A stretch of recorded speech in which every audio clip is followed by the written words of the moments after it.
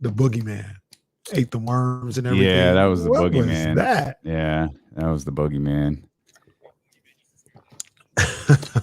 See, that was Papa Shango for me. Like Papa Shango was like, "Yo, man, this is yo." I mean, when the tar was coming out Ultimate Warrior's head, I said, "Yo, this guy's sick. This guy's sick. I don't know what we're gonna do with this guy." Did you ever see where he lit the guy's feet on fire? No. So there's an angle. It's like in considering they just lit Randy Orton's ass, or they lit Bray Wyatt's entire ass on fire. They like, it was so risky back in the day. Like the lights go out, right, and they come back, and the dude's got the black tar on his face, and his boots are on fire. But it's like the very bottom of it. Like he's not on fire at all, but his boots are. And it's so risky back in like 1991. It's like, oh my God, the guy's feet are on fire. And then Vince McMahon, of course, there's a fire in the ring. There's a fire in the ring. Them boys was playing with fire literally back in the day. What was the one I was watching? Black Bottles in here early, okay? Black Bottles was good. Ben must have the day off. What's up, fam? They've been ragged lately, man. Getting these cases out, man. That's all right. Got to. I was trying to figure out what I was watching something, and they was like, maybe it was Randy Orton, and they were just talking about how I think when he lit the Undertaker's casket on fire, like he got a bunch of gasoline on himself, and like it almost could have went all bad. Yeah, they used to. They're firebugs, dude. WWE, there's some firebugs. Oh, yeah. I can't lie. I mean, I ordered. I got a biggie sleeveless. I figure that's funny. That's no lie.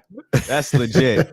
I figured like I'll just take the heat. I'll take the clowning because I got an Aaliyah t-shirt that's cut like this and a Biggie t-shirt cut like this, and it's like, yeah, I'll take the heat from the chat. Too long and I'm lost without you. Is your heart still mine? Oh, I need to get that. Gosh darn it. I need to get that Charles Barkley sound in here. I see Leezy jumps in here right away with the Brad Stevens hate, man. Y'all are wild. Y'all act like Brad Stevens isn't a great coach. Yeah, I mean, I have my little quirks, but I don't think he's a bad coach at all. I think you know what it is. I guess we'll save it for the show. Perception though too, right? You look at like Mike Brown and Dwayne Casey.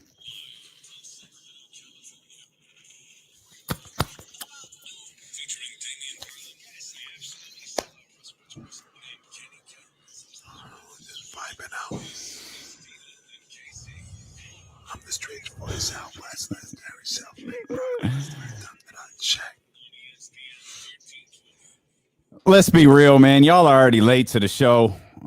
We've been going at it for about 5 minutes here on twitch.tv/ESPN1320, youtube.com/ESPN1320. But if you're listening on the Odyssey app or you're listening on 1320 AM, welcome to the show already in progress. We're here with you for the next 4 hours. I'm Damian Barling. He's Kenny Caraway. Yes, sir. And man, did we get some news and notes dropped into our lap here on this Thursday, June 2nd. Did I think we were going to be leading with the heroic performance from Dame Lillard that led to a loss? Yes. Did I think, maybe we lead with the demise of the reigning defending world champion Los Angeles Lakers? On the ropes. Nope, that wasn't it either.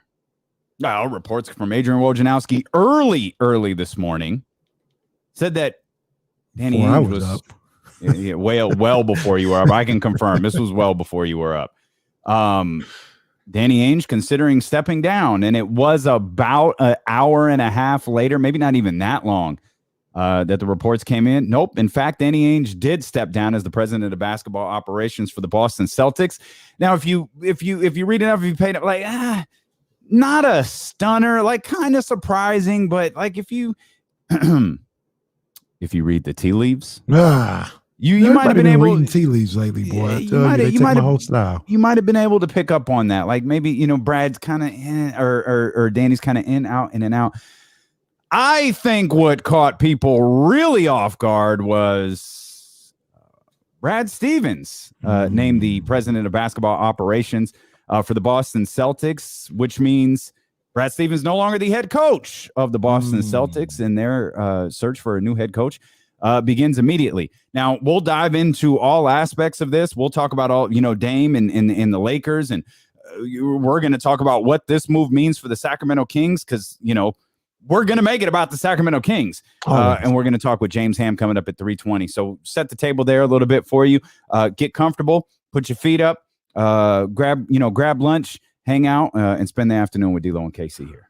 Well, and Damian, let's get right into it. We're going to bring the last thing we talked about on air right now. Brad Stevens. Mm-hmm. Now, you said you've been searching around. You've been talking to the streets, and the streets have not been very kind to Brad Stevens so far. Well, it's not the street. So let you and I we might be on a different Twitter than some other people are. If you smell what the Rock is cooking, there is a portion of Twitter, often affectionately referred to as Black Twitter. Love Black Twitter. Who is killing Brad Stevens in this move by the Boston Celtics, talking about, of course, Brad Stevens fails up. Like, you look here in the chat, you don't even have to go to Twitter for it. You look right here at Leezy. He failed up. Leezy's ready to fire off on Brad Stevens as if he isn't a good coach. Like, I could look right here at Roddy. Brad Stevens as a GM is almost as laughable as the Kings hiring Vlade as GM. Roddy, you're on timeout. You're an administrator. Can you put yourself on timeout? Because there is nothing comparable to the Kings hiring Vlade as the general manager. And Brad Stevens. Get out of control here. Brad Stevens has no experience as being a GM. I firmly disagree. And here's why. What the hell do you think a college coach is? Okay. That's a college coach is a general manager. It's completely different. It's almost like he got more experience than Vlade. Okay, first of all, time out. Okay. We're not starting this show comparing Brad Stevens to Vlade Divac. I swear to God, I will walk out of this show if that's how we're doing this. I'm not comparing him to Vlade Divac at all. But Roddy, you're on timeout. It ain't like he and I'm not a big fan of this guy, but it ain't like he what's my man's name who he ain't like he Daryl Morey out here and he didn't spend a decade plus as GM. No, he didn't. I don't know where he's going to be the GM. I don't know where he's going to be the GM. Hey, I was surprised too. I don't know what you want me to say. Now, I was not expecting that at all. Now, I'm going to say this about Brad Stevens, because then Leezy coming here talking about KC don't like Brad either. Stop. That's big cap. All I have ever said was, last year in the Eastern Conference Finals, he just let them continue. He had no plan for this zone. Like, he had never seen a zone a day in his life and had no idea what to do. Either that or they just didn't listen to him at all. One of the two. But him getting baffled by that zone while his team missed like 20 straight three-pointers, I'll never understand. But I will say this about Brad Stevens, and I think this is where some of it comes from, because I think he's a good coach. I think he's a great college coach. I think he's really good in the NBA. There's another.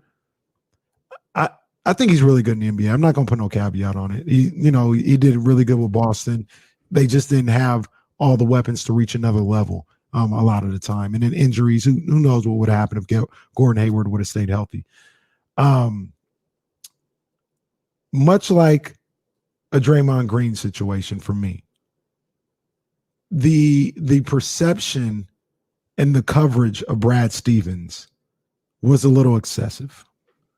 I'll never forget, and this is unfair to him, when somebody like Chris Mannix, or I forgot exactly who it was, said if you had a redraft of the entire league, it was probably Chris Mannix. Yeah, Mannix. I'm not even gonna say how I feel about Mannix right now, but Mannix, the boxing analyst, not Mannix. I don't know which arena is he more a clown in. I don't know. Boxing. I would have to say boxing. He's more of a clown than he is in basketball, and I'm not a big fan of him in basketball. But when he says something like, if you could take every player and executive in the league and put them in a pool, and Brad Stevens would go number one. See, you're putting, that's one person's opinion that you let shape the way you feel about Brad Stevens. Well, we can't act like that. Maybe it wasn't that specific, but there was a lot of specific is the wrong word. Around. Stupid is the proper word. I'm just saying. I'm saying people didn't say that exactly, but there was a lot of. He wasn't getting blasted in the media. He wasn't. Well, let me think about this. Is that it? Well, he brings up a good point. Does he really? So all I'm saying is unfair to Brad Stevens completely because he didn't put that out there. But that is what comes along with people. So when you say when something like that is out there, people are expecting, oh, I'm expecting you to win championship after championship after championship. If you're more important than LeBron James, if you're more important to certain people. Again, you're riding off of one. At least I took Black Twitter as a whole, like all of it. You took one opinion from Chris freaking Mannix, who is acknowledged. I mean, he was a Boston ball boy, for God's sakes. Jesse, I know there's no way he'll do it. I'm too busy today. Hit up Danny in San Francisco and get Chris Mannix's number. You thought me versus Amin would be something. Me versus Chris Mannix might pop off. Is it that bad? No, I've never talked to Chris Mannix before. I just don't agree with I don't mind Chris Mannix at all. I don't agree with him. Like 90% of the things he says. I don't either, but I don't mind hearing from him. And there are a few people. I mean, I'm sure he's in his feelings today about the Celtics and where they are. And to me, I don't know, dude. I didn't see this Brad Stevens thing coming at all. I didn't either, man. I didn't either. And there have been rumblings about the Indiana job and the Indiana Hoosier job. Not happening. But so there was another piece of news today. There's a couple of and best believe these are being tied together in Durham, North Carolina. Believe that Duke fans are running with the timing of the announcement that Brad Stevens is out as the Celtics head coach, even though he has another job. And Coach K has announced that he is stepping away from the Duke organization, the Duke program, as the head coach following this season. I know better. You know better. But there's going to be months and months of speculation about Brad Stevens taking that job in Duke. Brad Stevens is not taking that job at Duke. Okay. Let me ask you this. Or Indiana or anywhere else. He's not taking that job ever? I don't think so. Okay. Because what I'm saying is I don't expect him to take it next year, but if they just have somebody in there, you can't do that. Well, okay. You're not looking at him to be, I'm just you don't want to be the guy after the guy. You could put a little buffer in there. Yeah. Like Coach K. You could put Kenny Caraway in there, set him up to fail for 3 years, and then bring in Brad Stevens. Brad's time to get those juices flowing again and then bring him on in. Okay. It's a master plan. So while I agree, he's not taking it. I don't think so. Could happen. Brad's different. He's not going to take. I don't think he's going back. If he didn't take the Indiana job, which obviously he didn't, he's not taking the Duke job. And I don't think wait till they throw $11 million at him. I don't think it matters to Brad. I just don't think that's how he works.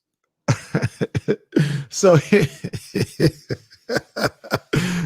the deal. Like I said, I'm not going to go as far as some people are going because I think Brad Stevens is a good coach. Like I said, I had my criticism of him in that particular situation, but he's a good coach. But these are the things that people talk about. We're talking about Brad Stevens like he damn Greg Popovich. Like he is Coach K. Brad Stevens has no hardware. Why are we talking about him like he ain't got no hardware? So would you prefer we not talk about him? I mean, any job in the world is his if he wants it.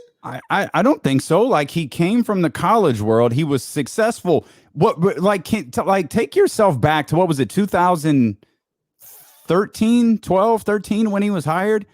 What a stunner it was for the Boston Celtics to hire Brad Stevens.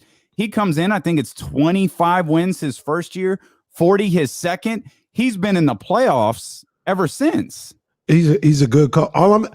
I think he's a good coach. You came on and you didn't understand where this was coming from. I'm just telling you where it might be coming from. He ain't got no hardware, and we're up here. Well, he might take Indiana.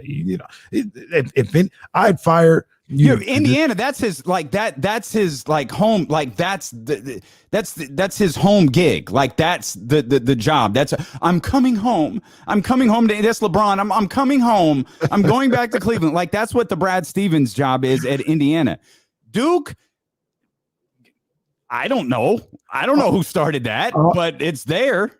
What made it started it? All I'm explaining to you, Damien, is why people feel the way they do. And I think Brad Stevens is a good coach. It's almost like so y'all ain't mad at Brad. Y'all mad at the way people cover Brad. I think that's exactly. Be more specific. Yeah, I think that's exactly what it is. Y'all ain't mad at Brad. You are mad that people who look like Brad cover him the way that they do. I'm gonna tell you. I'm gonna tell you before you were.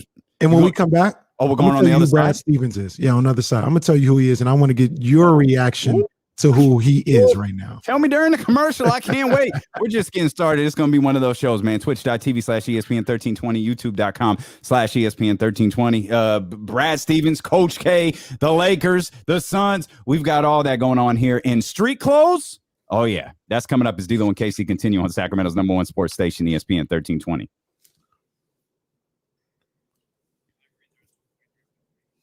Gotcha. Moonwalking like a Michael Jackson. Oh, that thing on with Kyrie was hilarious. Oh my God. That was so funny. Oh, I was dying. Oh, that was great because I could hear the beat too. Oh, that was good. Internet's wild. Internet's wild. Coach JT, I don't know, man. We gonna keep it popping, man. We gonna keep it popping all the way through. I think Brad is a good coach. Voice higher than Mariah. I know. David, no. David, no. Brad Stevens is a good coach. I do. I don't have no problem with Brad Stevens. Mm-hmm. I really don't. I don't have no problem. I don't feel like Leezy or anybody. I don't have no problem with Brad Stevens. I'm just saying I understand where people are coming from. I'm gonna save it. I'm gonna save it for the show. Oh, John Shire did agree to be the head coach. I had heard that. Mm-hmm. I had heard that through a text message. I didn't know that was out there. That sounds about right. I wonder. Well, I mean, it's locked in now. Wasn't Woj his boy? Wojo. Lil Wojo. Coach Case. Yeah, he loves Wojo. Yeah, I think so. He's at Marquette right now, I think. You would know better than I would. I think he's either at Xavier or Marquette. I think he's at Marquette.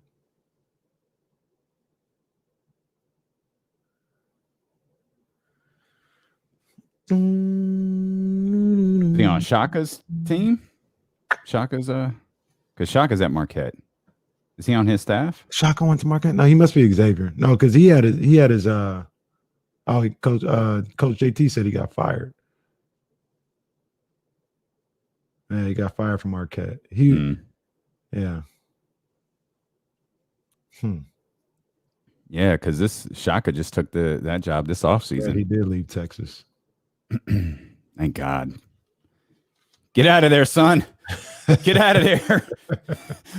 Run, Shaka. Texas do not want anybody named Shaka in their state. Not at all. I don't even want to change that damn song. Lazy. Holla, man. Come on, man. Get up in here, man. 349-1320, man. You know what it is. Okay. All right.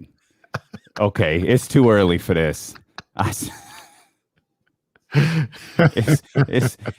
It's too early for this. John, is that you? John said today's the anniversary of the tweet. I forgot to text you back, John. Sorry about that. Yeah, John said today's the anniversary of the tweet. Yeah. Oh man, I didn't have Slack up. Moon walking like a Michael Jackson. Happy anniversary, everyone. Happy anniversary. I'm envisioning someone who's never heard this show before. Like, I do think about this stuff sometimes, and the first thing they hear is us refer to Black Twitter. I just envision them staring at their radio like, what I stumble into? And then they Google Black Twitter. Wow. What's his name on his staff too? Or did he, my bad. What was the coach's name? The coach of Indiana, the black dude. Oh man.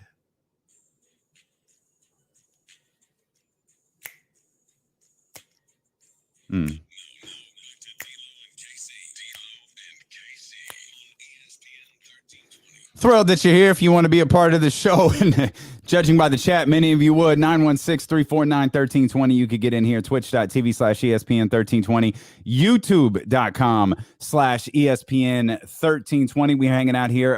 Tons of breaking news this morning in the National Basketball Association. Danny Ainge out as the president of basketball operations. Brad Stevens in. Coach K stepping down at Duke following this season. John Shire has already been penned as his replacement. I had heard that was the name. I didn't know that was official. It is official. John Shire is going to be the head coach for Duke following this season. 41 years for Coach K. And mention this, it's you're not going to have to go far before you find people trying to link Brad Stevens and Duke and these two announcements together. Shire might not make it. They're not. The plan. They're not. Is moving accordingly. Shire might not make it. 3 years and out. In comes Brad Stevens. This is all part of the plan. So you looking at the initial hire. The initial hire ain't the plan. It's 3-4 years down the road. That's the plan. Here's the thing. Is this what B-Lo and JC are talking about in Durham? I think I told you. I could probably tell you exactly what they're talking about in Durham right now.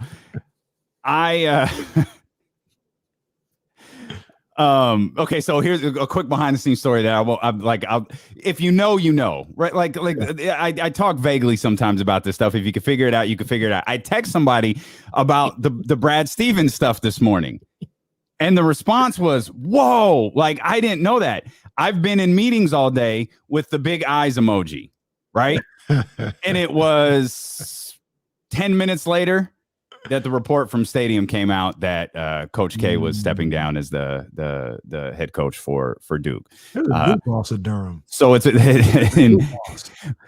again, you want to try to find ways to link Brad Stevens to Duke?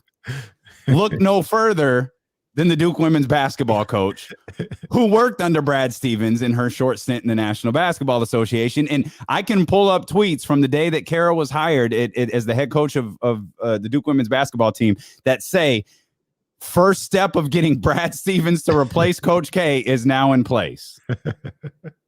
But you told me, you told us before the break here on Twitch, YouTube, on Odyssey, and on ESPN 1320, you were going to tell me what Brad Stevens was.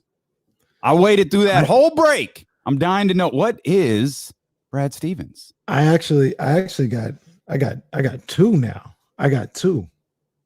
The first one is probably the strongest. Okay. And to be honest with you, this guy might be overqualified to be Brad Stevens if I'm keeping it a stack. Keeping it a stack. Okay. But tell me that Brad Stevens is not Jim Harbaugh. Jim Harbaugh has no hardware. He got an orange bowl. No hardware. Now, how do you feel about how Jim Harbaugh is covered or perceived, or the idea? I mean, you joke every chance you get about the fact that he can't beat the team from Ohio. Yeah. And they smack them around every time. I don't have a problem with the way that Harbaugh is covered. It's only because he's at Michigan that I laugh at this. Like at Michigan, they literally want you to win one game per year, and he can't do it. He needs to win one game every single year, and he can't do it. That, though, is a great comp. I like it. Here's another one. And this goes to show, hey, guys, I can talk about anything. Mm-hmm. I can take my perceived biases or my allegiances out the way, and I can see it. A lot of the times, I feel like I can see it how it's supposed to be seen. Tell me, Brad Stevens is not Kyle Shanahan. That might be a little soft because at least Kyle got to a Super Bowl. Brad Stevens is not Kyle Shanahan. Brad Stevens is significantly better than Kyle Shanahan. Are you out of your mind? Significantly better. First of all, I'll give you Harbaugh. Kyle Shanahan has some hardware. He's got an NFC Championship game. Oh, he's got the runner-up trophy. Cool. He's gotten the 2 Super Bowls. Okay. He's gotten the 2 Super Bowls. If we're giving out runner-up trophies, Brad Stevens got a couple at Butler. He got one. I think he got 2, don't he? He got one. Somebody confirm this for me. He only got one? Did he play Florida in the national championship game? I'm asking for real. He made it to 2 Final Fours. Duke, right? Wasn't that Brad Stevens? Yeah, he lost to Duke. Did he get to another one? I thought he got to the one the year before. Maybe. All right, fine. Maybe that's wrong. But if we're handing out runner-up trophies, then it's 1-1. Kyle Shanahan. Okay. As a head coach. Go ahead. Go ahead. Try to throw in the Falcons. Let's talk about the Falcons. You want to talk about the Falcons? I'm just talking about the Falcons. Shanahan. No. I'm just talking about the Falcons because, like I said, you can't have it both ways. No. He gets blamed all the time for the Falcons Super Bowl loss. Does he not? You can have Harbaugh. You cannot have Kyle Shanahan. Brad Stevens is significantly better. Brad Stevens is significantly better than what is Kyle's record in the NFL? Are you going to make me trash Kyle Shanahan on this show? What is Kyle Shanahan's record? What is Brad Stevens' record? Isn't that nice? Brad Stevens ain't missed the playoffs since his second year in the NBA. What are you talking about? Even that year, he won 40 games. How many times has Kyle Shanahan as a head coach even finished above 500? Once. Oh, you think way too highly of this dude. Way too highly. The point is how people can look. Remember I told you a long time ago, I can see how people are sick and tired of Kyle Shanahan. Sure. Regardless of how I feel about him, I can understand. Adore. I can understand how people are like, what the hell has he ever done? I can understand that. That's the way people feel about Brad Stevens. Brad Stevens is better than Kyle Shanahan, and this nonsense needs to end right now. Whether he is or not, somebody give me Kyle Shanahan's winning percentage. I'm telling you, I can understand how people are upset or tired of hearing about how great Kyle Shanahan is, and he ain't done nothing. I feel the same way about Brad Stevens. I feel like I guess I just read different stuff than you do, because I don't read about how great Brad Stevens is.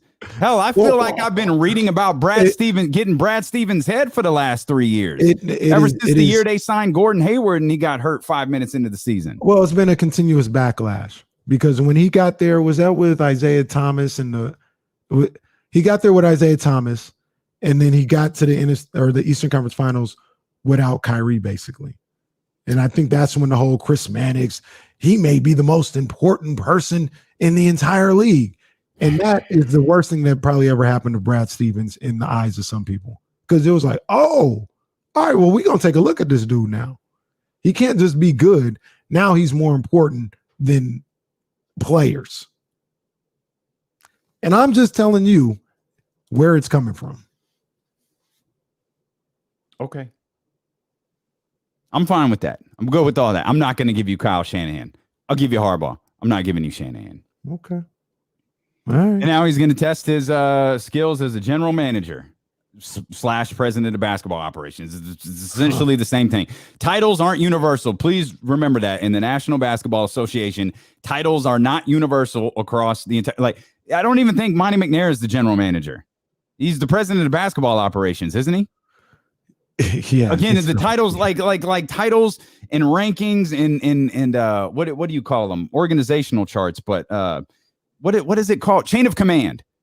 They're different from organization to organization. Yeah. Danny Ainge was the guy in Boston.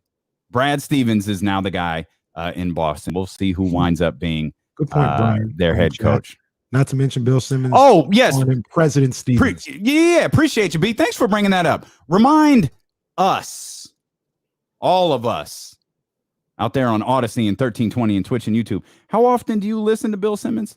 Sometimes I feel like, because I feel like sometimes you listen to Bill Simmons more than you listen to me. And now I'm starting to understand why you might be so frustrated with Brad Stevens. Because when you listen to a Boston dude gas him up day after day after day after day, yeah, I could see it.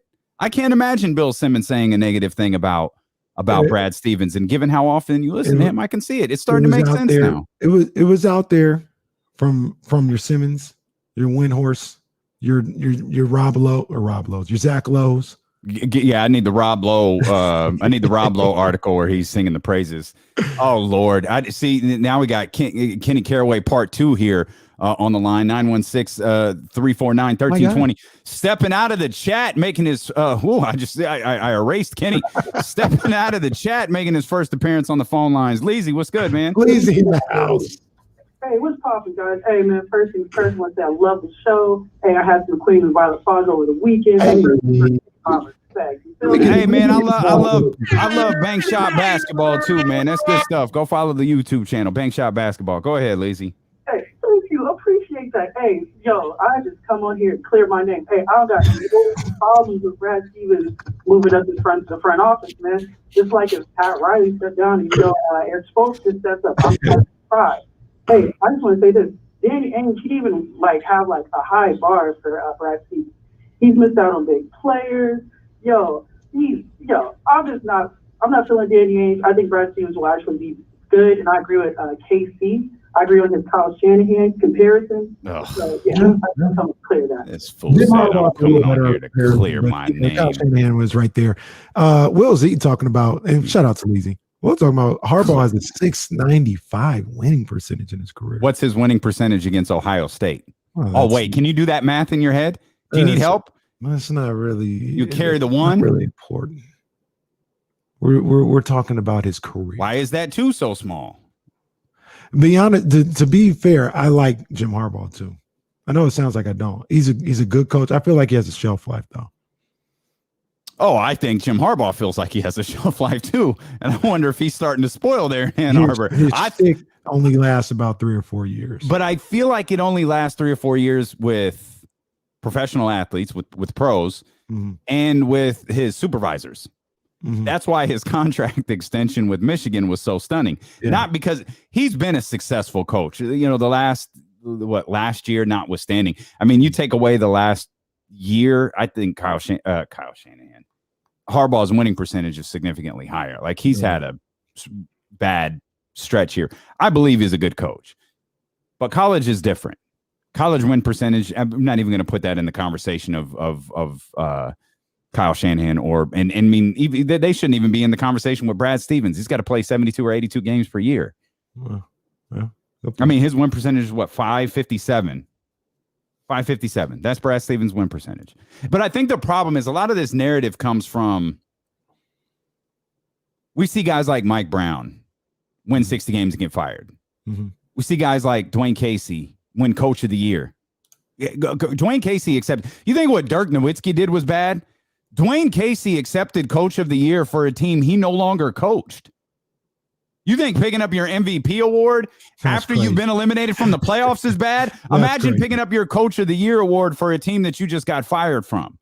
Like, imagine that. But those guys aren't fired because they're bad coaches. They're certainly not fired because they're black coaches. They're fired because of one person and one person only. And he got his ass kicked last night by the Phoenix Suns.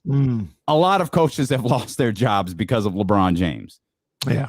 Eric Spoelstra is a rare breed, man. That shows you the stability of the Miami Heat organization. Yeah, that's facts. And Pat Riley's different. Like, yeah, LeBron, this ain't your town, fam. Pat Riley's the one guy who could step up and go, King, this ain't you. This is my town. Y'all, you go out there and do your thing. This is me. I like that about Pat Riley too. There needs to be more Pat Rileys. It would be better run organizations. Yeah, and that's why I don't have a problem. I didn't like you had said this as it pertains to Duke a minute ago. And I feel like we might have talked about this during the Indiana thing. 3-4 years. He's done with Boston. Maybe he moves on to be the head coach at Duke. I don't, obviously the case, that's the case now. That's the case this year. If Brad Stevens was still the head coach of the Celtics and you presented that same scenario, I would be more willing to put my money on Brad Stevens. And you know how I don't like betting. I would be more willing to put my money on Brad Stevens not coaching anywhere at all than coaching at Duke. I don't think that I think Brad, I don't think he lives, breathes, sleeps, eats basketball. I think he loves it. I believe he's great at it. But I think he's looking at this as like I don't think the things that drive like a lot of coaches or drive people in that industry. That's why, he going to turn down $11 million a year? Yeah, I think he is. I just don't think that stuff moves him. But now he's going to be in the front office. Now it's different. We'll be interested to see how that.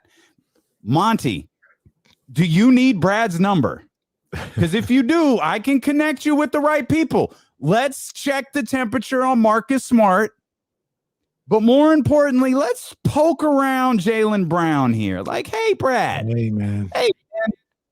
Congratulations on the gig. Wouldn't you love a Steph Curry? We've got the next best thing. If you ever watched the Kings broadcast, the Kings got the next best thing to Steph Curry. Buddy Hield. You need a Buddy Hield, Brad. That's what I do. Monty, if you need help, hit me up. We'll get you linked up. We'll make the connection. I'll be like a human LinkedIn profile. I'll get you hooked up here. Would the Celtics and Brad Stevens entertain my famous your one and only trade offer that you're just offering around the league? You're literally offering it to anyone who will listen. Buddy Bagley and 2 firsts for Jaylon Brown. I don't think they're going to move Jaylon Brown.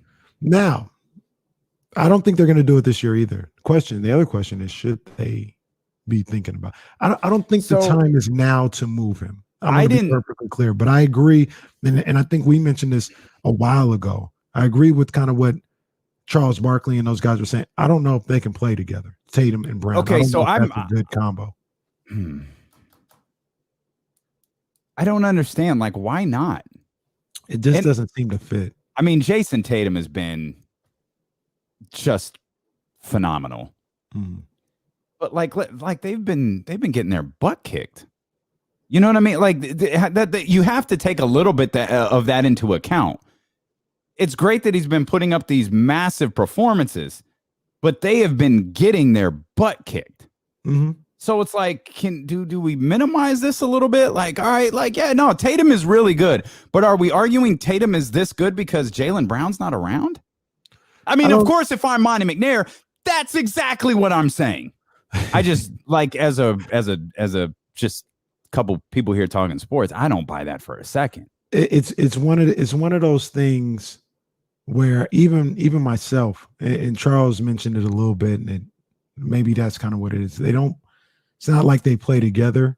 It's they take turns out there, and it's kind of hard to put your finger on what it is. But I just don't. It doesn't mesh the right way. That doesn't mean they're not both great. They can't. They wouldn't be. Obviously, they'd be a playoff team with both of them. Maybe win around or something like that. But yeah, I don't know. I think they need a better presence inside, Marvin Bagley. And I think they need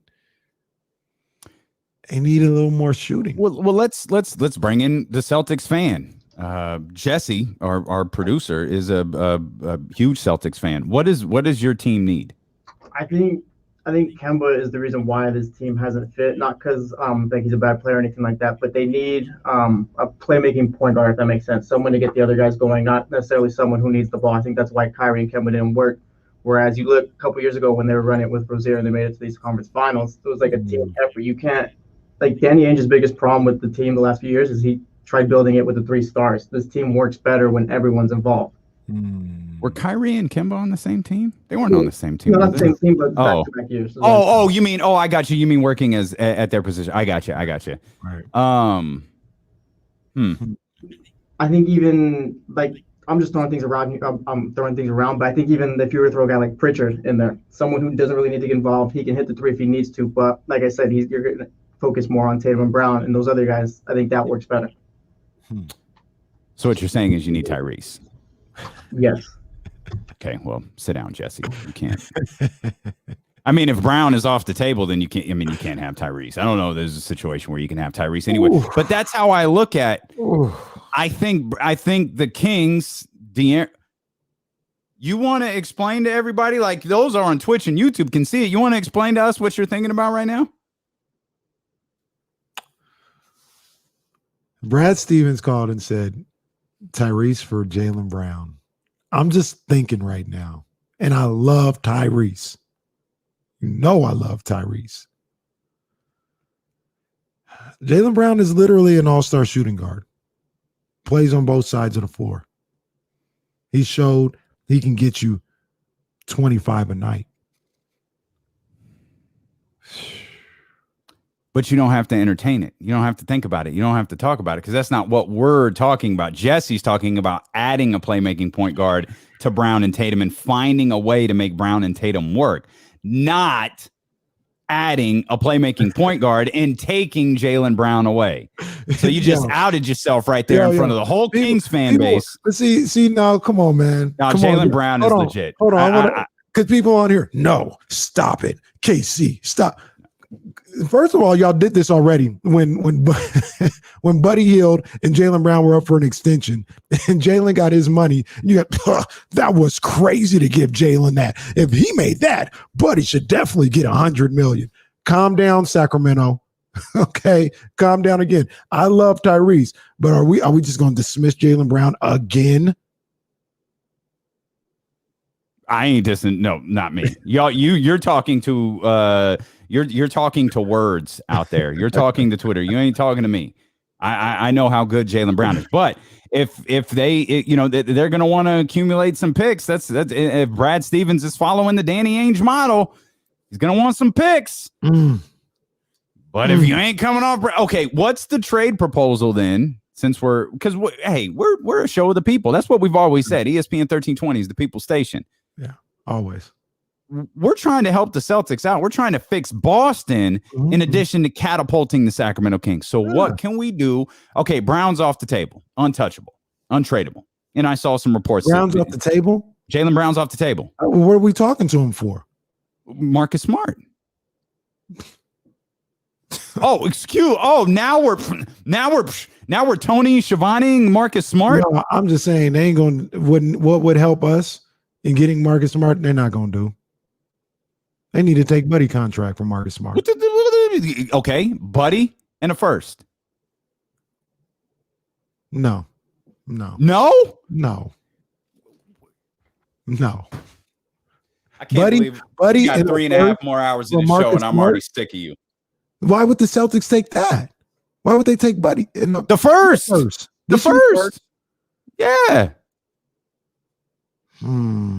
You were Mr. Let me take you back. Way back. Back into time. Shout out Blackstreet. You were Mr. At all costs. No, okay. Well, not at all costs. I can't. Get the does the rewind feature go back 7 months? First round pickup. I got to get something back better than Marcus Smart. I'm talking about an all-star. Okay. So wait a minute. So for the 9th pick, Kenny, you have spent the last month crapping all over a poor young man named Scotty Barnes. Scotty Barnes ain't never bothered nobody. He hasn't. And you have just trashed him. I've apologized a number of times. But now you're telling me you'd rather have Scotty Barnes than Marcus Smart and you're off Buddy Hield's contract? First of all, Marcus Sometimes Smart I think you say stuff just to get under my Marcus skin. Smart is going to be an expiring. That's facts. Next year. Mm-hmm. So there's a real possibility you can make that trade for nothing. And you've still gotten rid of Buddy. You gotten rid of Buddy, but you didn't. I'm just saying here. You can't have nothing, right? You get rid of Buddy and you don't bring nothing back. You bring in Marcus Smart back. Marcus do it is work on an extension with Marcus then. Okay, so now Marcus ain't good enough for you here. Now that we're predicting playoffs for next year. Now Monty McNair's talking about this is the goal. This is what we're doing. Now all of a sudden Marcus Smart isn't good enough. We're talking Siakam, Sabonis, and that's it. I'm just telling you this. If that was the deal, Jaylon Brown. If that's the deal that happened, I'd be underwhelmed. It would be a letdown. Because what have I said? There needs to be an all-star caliber player brought in here. If you went with Marcus, I'm not saying it's a bad. I'm not. Who even says saying, that has to be the? Who says there can't be more deals to be made then? Maybe there could be. I'm not saying that. You think this team is just one player away? That deal isn't a bad deal. I'm just saying it'd be a little underwhelming. All right, but you would be getting rid of Buddy's contract, and that is important. And you wouldn't have the god awful Scotty Barnes here, as according to Kenny Caraway. See, it's all Damian, Scotty. If you're listening, it ain't me. It's Damian. Check the tape. We'll come back. Much more NBA stuff to talk about. We're trying to fix the Kings. We're trying to fix everything here on this Wednesday edition of D'Lo and KC on Sacramento's #1 sports station, ESPN 1320.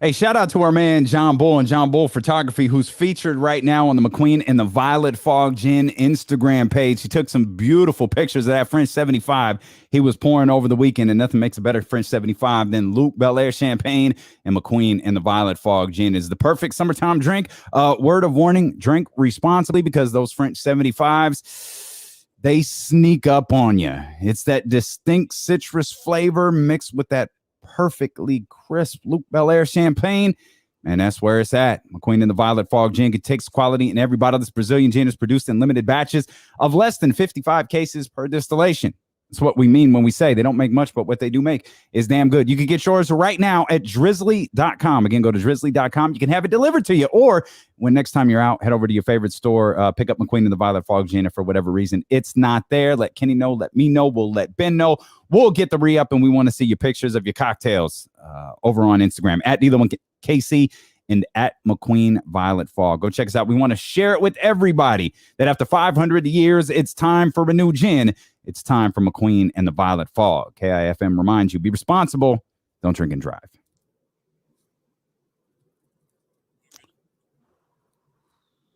John Bull Photography over here blowing up. I see you, man. Hey. Yes, All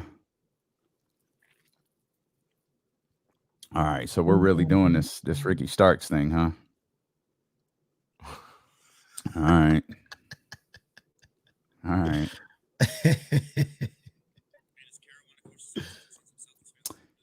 So that was the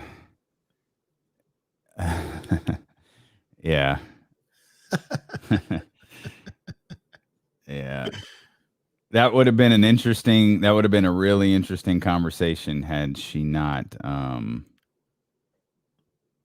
taken her current job. Ryan Scalabrine, he says former Celtics assistant Gary Lawson might be the most qualified for Boston's head coaching job. Make it happen. She did say she was in meetings all morning.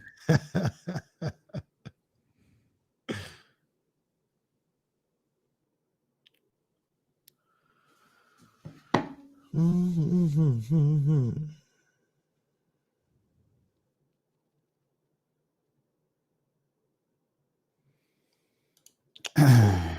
ain't even talked about Happy coming off the bench. I don't know. Maybe so.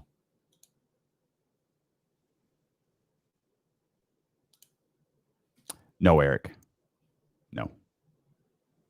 Just having fun. Absolutely not.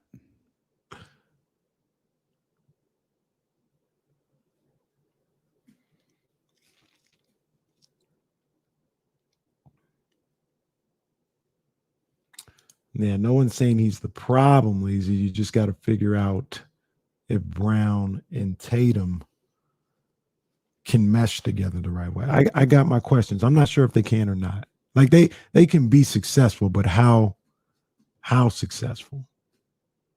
There's the question. I feel like you were laughing. I would do it. I would do it if he was available. Yeah, he's good. I don't know how reliable he is, but I like the possibility.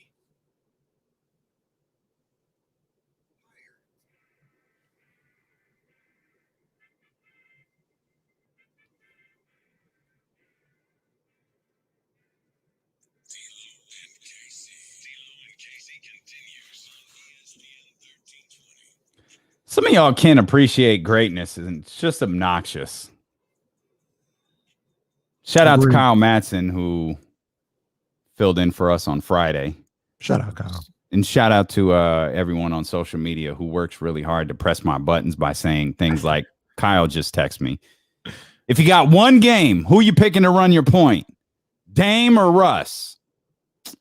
I ain't answering that, man. Leave me alone. Let me be great. Let me love the people that I love without you infringing your awfulness on it. Is there a more clutch player, like just big time moments, like big time shots, big time situations than Dame Lillard? Man, off the top of my head, I feel like Kyrie is on that list. But Kyrie, Kobe. I mean, like going all time. I mean, we could go all time. We could go right now. I think Dame's ahead of Kyrie. Like if we're isolating it to in the league right now, I think Dame. I don't know that there's anyone above Dame. Yeah, I can. Steph. No problem saying that. I'm trying. I mean, Steph is. I'm trying to think of moments this season. If there's as many moments, it just feels like. And I know we get caught up in hyperbole. This dude hit 2 of them yesterday. And still, like, he hit 2 yesterday and still couldn't find a way. Denver did not deserve to win that game. That's the one thing that sucks sometimes, as Jesse was pointing out as we were talking before the show. It's the one thing that sucks about sports sometimes is you have these moments, you have these incredible performances, and the wrong team wins. Denver blew a 22-point lead yesterday. They did not deserve to win that game. Nah. What's up with those 2 teams, though? They play some great games in the playoffs. Mm-hmm. What was the other one? Was it I want to say 3 overtime game they had a couple years ago? Okay. They had a lot of overtime. What was it? What did yesterday end at 2? The shot at regulation, the shot at the end of the first overtime. And imagine being TNT. Your dumbass is sitting there like, oh, yeah, it's the Lakers Suns. How was there no ability to make a switch? How was there no ability to call an in-game flex? Like, we're out of here. It's a 30-point game. No one wants to see this. Let's go to this game where Dame. They went to commercial before Dame hit the go-ahead shot. Or I'm sorry, the game tying shot. They had it there, and they're like, Ernie Johnson, God bless him's like, we got to go. And it just cuts to commercial. Like, wow. Okay. Yeah. I don't understand that one either. I feel like they should be able to let that ride. I mean, it's NBA TV and it's the NBA. Like, how could no one have said, let's just hit the old flippity flop here. Just switch them. No big deal. What's the problem? Give people what they want to see. Like, because if you have League Pass, and I learned this the hard way at the beginning of the season, If you have League Pass, that does not mean you have NBA TV. Think about that for a minute. You drop $350 on League Pass. Yeah. You got to drop an extra $50 per year to get NBA TV. It's like these sports packages. It should say, it says like sign up. Like it has a little button where you sign up. It should just say go ahead, click, dumbass. Click, stupid. Go ahead. Because right when you click this button, we're going to take your dumbass for more money when you realize there's going to be a relatively decent game every week that you're not going to get on any of these. No. You definitely just paid to see every team's every game. No, you definitely did. Except for the one on NBA TV. You want that? We're going to need $53.99 more a year. Cord cutters problems. Y'all be laughing at people like myself who still got cable. Yeah, no, we laugh at you until you got a double overtime game that you can't watch. No, don't worry about me. Oh, don't worry about me. Cord cutters are resourceful. I guarantee you. We saw it. Ain't gonna tell you how we saw it, but we saw it. We saw every second of that game. That's why I wasn't pressed. Oh, it ain't on TNT? Last. That's okay. That's all right. That's all right. Yeah, no, we don't laugh at you for that. We laugh at you because you got cable and satellite and Hulu and you got Netflix and you got HBO Max and you got Disney. Kenny paying $455 a night, $455 a month for television now, which is cap. But now, one of the things that does happen is when you have a cable subscription, you just sign in with your TV provider. You don't pay for any of that. Well, you pay for Hulu, which then I never watch, which then renders the app useless. What do you need the app for if you have television? You got on-demand access. Oh, you mean DVR? I mean, some DVR. I know YouTube has unlimited DVR, but my DVR got space, and and it's filled with garbage that pisses off your entire household. Well, I mean, there's a lot of basketball for them to watch if they want to watch it. Yeah, but it's the Skynet basketball. Skynet. It's the Terminator. It's the Terminator League. Big Sky, West Coast Conference. Okay. And the Big West, which is where Sac State needs to Polka be. Pro Eric, damn near right, I think, with this. Cutting the cord is getting more expensive than actually having a cord. Cutting the cord is way more expensive. Okay, that's cap. That's false.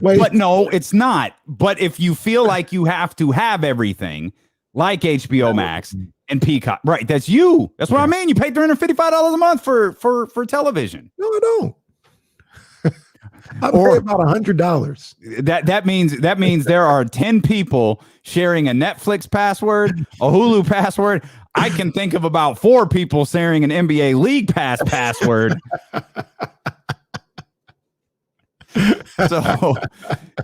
So there's that.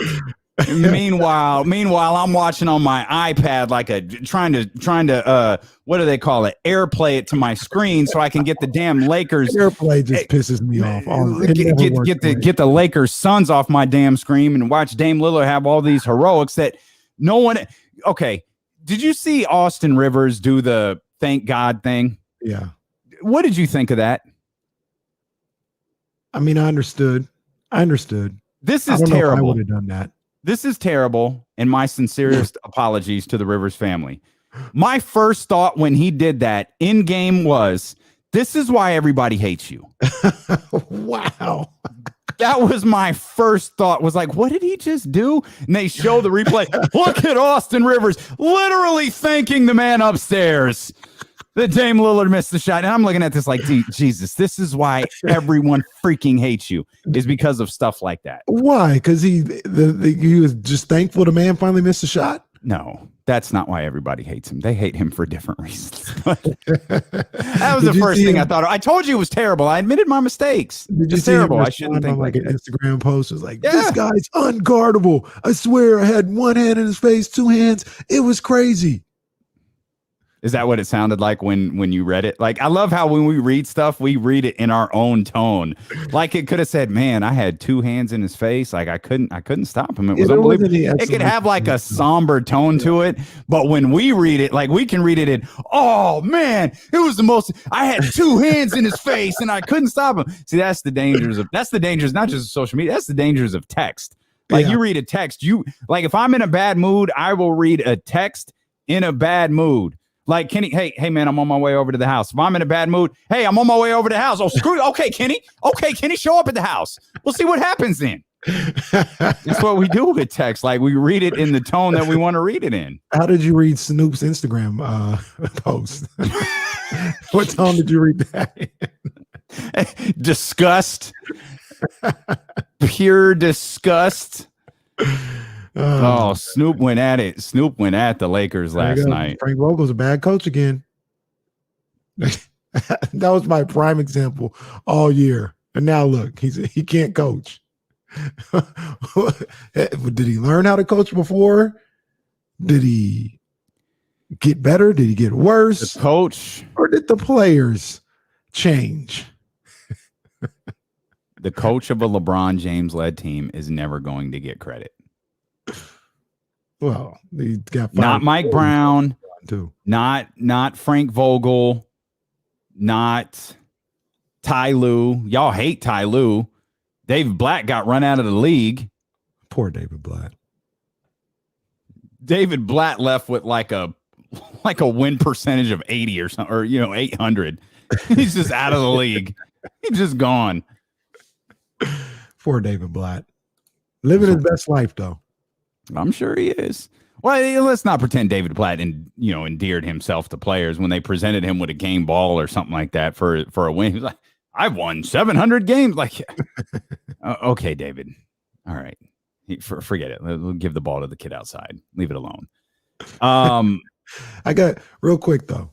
I got doing a little mid-show research, and so how when we talk about versus battle, and we say, "Yo, this guy's," we talk Mary J. Blige versus Whitney or something. Mary J. Blige got 28 songs right now. It's hard to looking at, but you're just looking at the essentials, which is a stupid way to plan your verses. Go ahead, I got you. Those are the literal hits. Okay. B-sides is something different. I don't know. I ain't here to talk about B-sides. I'm talking about the hits. Mm-hmm. All right. So that's what we do with essentials, right? We just made the question. We said, is Dame the most clutch player in the league? And I think he is. There's a mixtape on here where Kyrie Irving, who I also mentioned, mm-hmm. he's got 7 minutes and 35 seconds of game-winning shots. Damn. I didn't really realize that. Now, Dame, he doesn't have the same because this is from House of Highlights. I'll say this. Made one for Dame, but Dame has another one. They don't have enough bandwidth. 11 minutes. So they don't have enough bandwidth to hit all the Dame shots. Here's the thing with those two. If the comp is just those two, Kyrie's hit the biggest shot of the two. Yeah. Kyrie hit a shot that literally won an NBA championship. Yeah. I think if House of Highlights made one, I think Dame's would be, he would, his video would have a longer time on it. But it'd be 35 songs. Yeah. But drink length essentials. Kyrie got 7.5 minutes of game winners. Jeez. I didn't really realize that. Mm. But Dame, I agree with you. I think Dame is. But that's how we're. So isn't that funny though with those two players? Like the narrative on them is different. Mm-hmm. Like Dame, we're framing now as a clutch player. Right. Like this is what Dame is, and Dame, like you know what else we're doing? We're ignoring the fact that the Blazers lost first round playoff series for years in a row. Yeah. We're ignoring all of that stuff, and what stands out the most? Bye. What was it, 37-foot three against Oklahoma City? Man. Gone. Now we've got all these other, we've now, and there's a lot more than that we could, add to the list, but we frame this narrative. Not that it's wrong that Dame is clutch. Is Dame, I doubt we're the only talk show host in the country talking about, we're not the only, YouTube stream and Twitch stream and radio show talking about is Dame the most clutch player in the NBA. But Kyrie, that's not the narrative on him. Right. The narrative on Kyrie is he's different. Mm-hmm. He's a little. We damn near ignore Kyrie on the court at this point. Right. Oh, y'all, not you. They do. I don't. That boy's. Whew, Kyrie is so nasty. Look, talking about the collective. Understandable. The same collective that says Brad Stevens is. They get mad at him. The attention he gets. Mm-hmm. That is. Ramsey says, Kyrie. That's uncalled for. Ramsey. Way uncalled. Kyrie Irving hasn't broken up the NBA franchise with a game-winning shot. Well, he did hit a shot that made a 73-win team say, we don't have enough. We got to get more.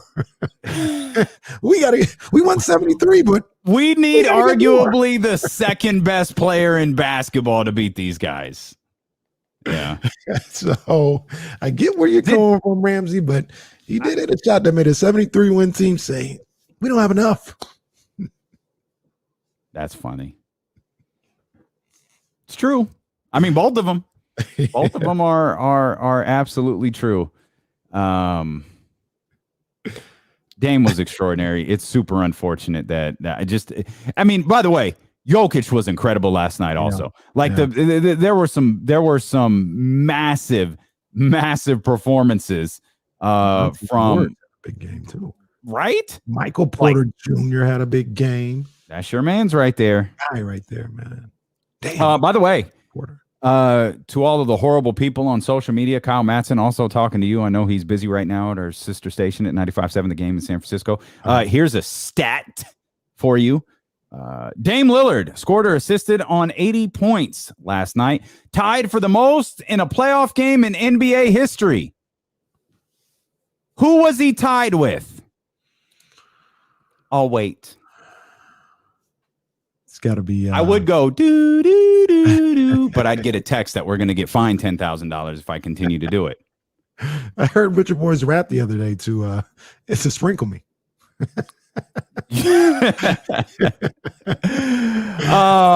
I would say it's Agent Zero. Well, that's not who he is. That's not Agent Zero. It's hashtag why not. It's Russell Westbrook. Russell Westbrook accounted for 80 points in the game for the Houston. Take Agent Zero. Houston. Can he take it? He's the real Zero. I ain't thinking about Gilbert. No disrespect, but I'm not thinking about Gilbert. When I think Zero, I'm thinking Russ. Well, what number's Dame? It's good. But Russ ain't even 0 anymore. He's 4 now. Russ is 4. Yeah. So I guess there's only one Agent Zero. And he can have it. Like, it's fine. Like, go ahead. Like, it's all yours, Gil. All yours. We might have to, like, in the midst of summer, even though it's I think it's like 99 degrees outside right now. It's cool. We might have to do a deep dive into Gilbert Arenas. That's a fascinating NBA story. Like, I know it's like, Gilbert's he was so good. And then he wasn't. Right. Crazy overcame the talent. Exactly. His mouth. He just says and does whatever. Yeah. I was never a big Gil fan, though. I wasn't really for Gilbert. I wasn't either. But that doesn't mean he wasn't good. He was bad. That boy was bad. I mean, he was when you talk about a bucket, you're talking about somebody like Gilbert Arenas. That boy was a problem. I need you're listening to D-Lo and KC, by the way, on KIFM West Sacramento, KRXQ HD2 Sacramento, on Odyssey Station, and driven by Lashers, Elk Grove Dodge. If you want to take part in the show, many ways you can do it. 916-349-1320 on the phone, twitch.tv/ESPN1320, youtube.com/ESPN1320. Pontificating with James Ham, the unofficial title of that segment, coming up at 3:20. James will be with us. He's grading the Sacramento Kings. He graded Monty McNair last time he was with us. He has since graded De'Aaron Fox and Buddy Hield. We'll get his thoughts on that. We'll get his thoughts on our plans for Jaylon Brown, Marcus Smart. We'll figure out what team we could blow up and take advantage of. Who can Monty McNair take advantage of to help the Sacramento Kings get better? Because everyone says this team's not far away. And, when everyone says something, they have to be right. They can't possibly be wrong. There's just no way that everybody can possibly be wrong. Well, I don't think everybody's saying that. I think people like myself and like you. Mark Jones said it. Mark Spears said it. I don't think the fans feel that way. Like, and this is no shade. It is no shade. Our people at the Kings Herald don't believe that. They think there's massive changes that need to be made. They're not close. And if you thought in that last 2 weeks of the season, don't be fooled by thinking this team is anywhere near close to being a playoff team. Is this my partner, Will Griffith? Is that who this is? This is my partner, Will. I think it's them collectively. Collectively, the entire King's Herald, like all of them. I can't see anybody who's argued. It's been Bryant. It's been Tony. I don't know if Tony writes for them, but it's been Will. It's been Tim. Definitely been Tim Maxwell. Oh, of course. That's Tim's whole shtick. Yeah. And that's fine. Like he does his shtick well. There's probably a balance in the middle. Like what we were talking about a moment ago when we were talking about Marcus Smart. Marcus Smart would be a great addition to the Sacramento Kings. Absolutely. Marcus Smart probably isn't the addition that changes everything for the Sacramento Kings. Like we've used the analogy and appropriate given the news over the last few weeks. The Kings need the Chris Webber acquisition. Mm-hmm. Like you and obviously this was a playoff team, a fringe playoff team before Chris got here. This sent him over the top, right? It was, Mitch got him to a point. Chris set everything over the top. Yeah. Well, you need, I guess in this case, you probably need Mitch first, then you need Chris. but they need the guy to come in here and push him over the top. Do I think Marcus Smart is that guy? Absolutely not. But would I love to have Marcus Smart on this team? Absolutely. Now, if you got Marcus and Jaylon, that's what sets it over the top. Oh my gosh. That's not happening. Oh my goodness. To be clear, that's not happening. I'm using that in my example form here. But yeah, we're just trying to fix everything. We're gonna get there. Like I said, they making the playoffs next year, or they better make the playoffs next year, is what I should say. I need 2 more games of the Nuggets and Trailblazers. I need Dame in a game 7. I think you'll get it.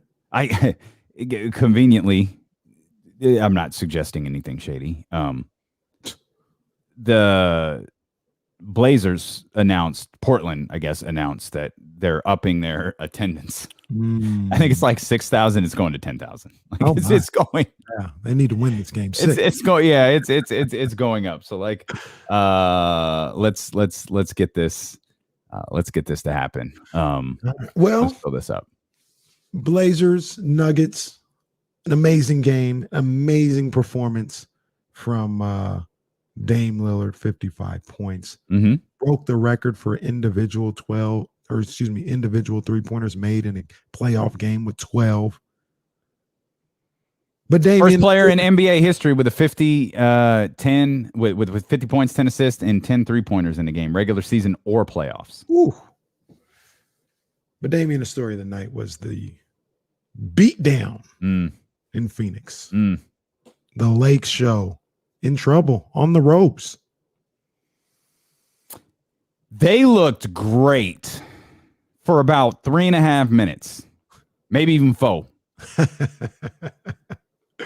And then they didn't.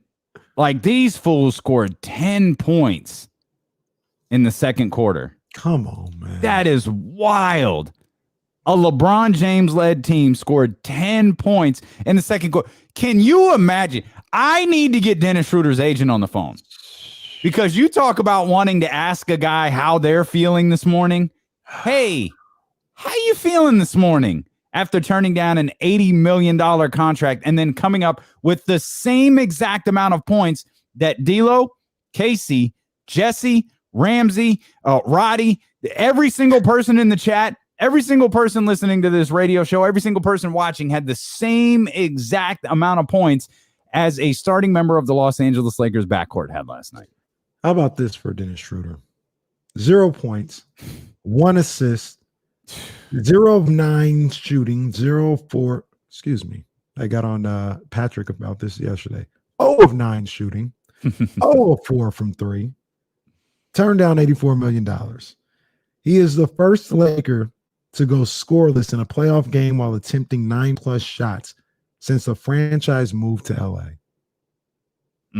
Yikes.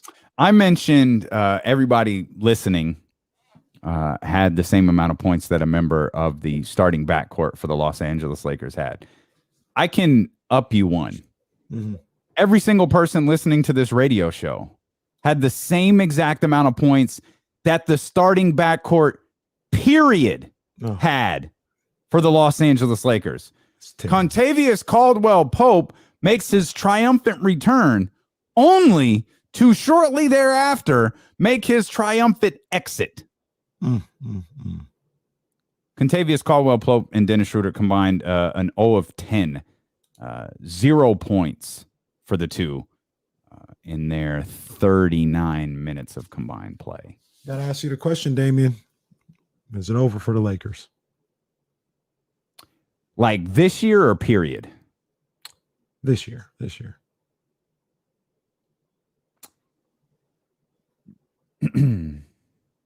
It feels like it, dude. It feels like it. So I hate doing stuff like this because it feels so like Skip Bayless-like, and that's just such trash television and radio. But I've got to ask a question about LeBron because we've seen moments like this before. And like I don't think there's an in-between with Game 6. I think it is all out LeBron, greatest player on earth. Mm-hmm. Or it's that game against the Celtics. You know what I'm like, where he's just ain't there. And that game was so bad. There were rumors about why he wasn't involved in that game. Again, it was so bad. You had to come up with a reason for why it was so bad. So I want to ask you about LeBron last night. We'll talk more about the Lakers.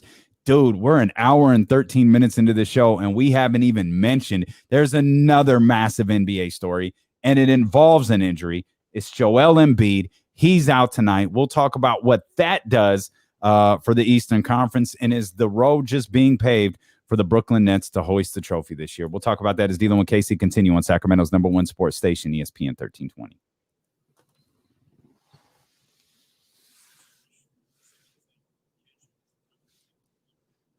Yes.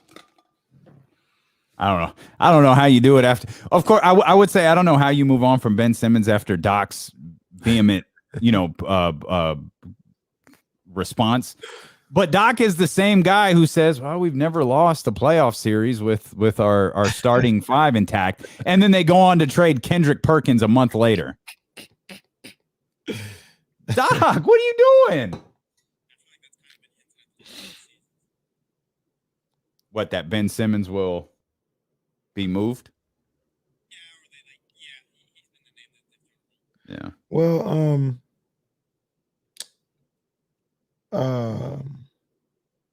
why do I always forget this guy's name? Daryl Morey wanted to move him. He was ready to move him for James Harden.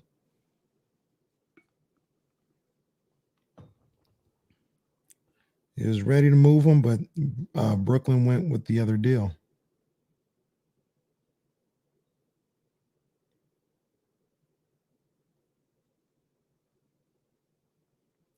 I would definitely move on from Ben Simmons.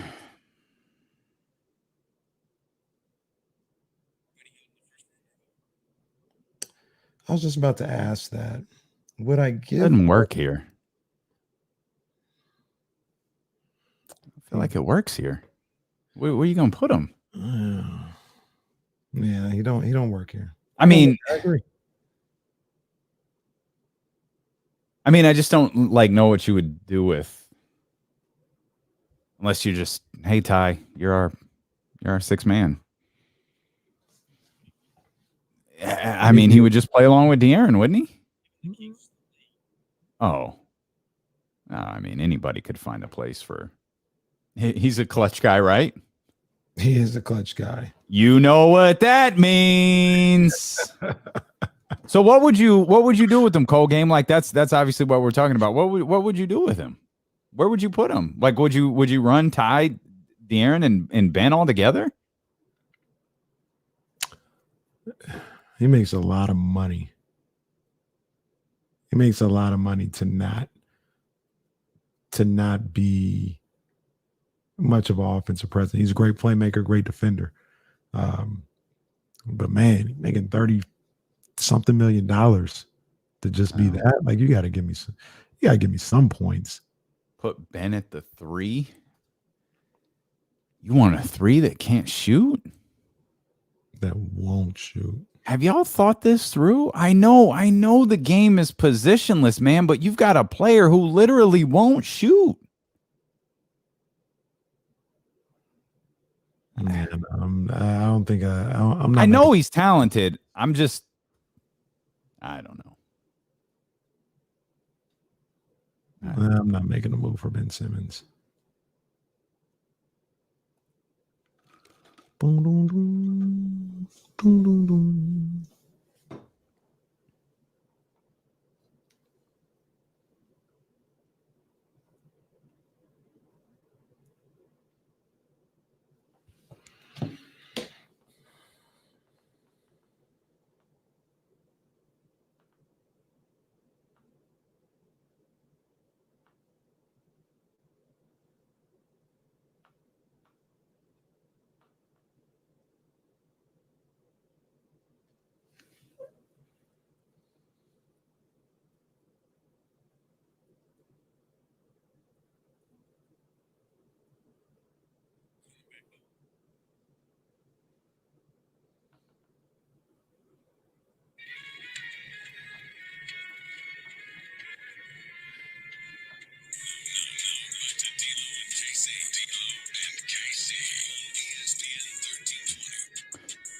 Kings Insider James Ham going to join us coming up at 3:20 here on the stream. We hope you'll hang out with us on twitch.tv/ESPN1320, youtube.com/ESPN1320. If you're watching on Twitch, hit the heart. Make sure you hit the follow button. If you're watching on YouTube, make sure you hit the thumbs up and hit the subscribe button. If you want to jump in and be a part of the conversation, lots of conversations going on. It's been a busy day in the world of basketball. 916-349-1320. Dealing with KC here with you. We'll get to the Joel Embiid news coming up here in just a minute. But we talked about with all of the stuff going on with the Celtics and Duke, and Dame's heroics last night that ultimately led to a loss. But there was the defending champions lost by 30 freaking points last night, man. All bad. They had 10 points in the third quarter. They were down 30 at halftime. And there was and I don't mean this I use this term. I don't mean this in the Skip Bayless way. Mm-hmm. And maybe it's because they were down 30. It felt like LeBron checked out of the game. Oh, I feel, yeah. And I feel like he does that regularly. Maybe that's conserving himself. Maybe that's him knowing. I just saw, Chris got, a whiplash or whatever the hell happened to him that gave him another sting, and that one looked way worse than the first one. I did not expect to come back from commercial and him be at the free throw line. Of course, he shot the 2 free throws and then went back to the locker room, and that was it. But you asked the question. This all came from the question: is like, are the Lakers finished?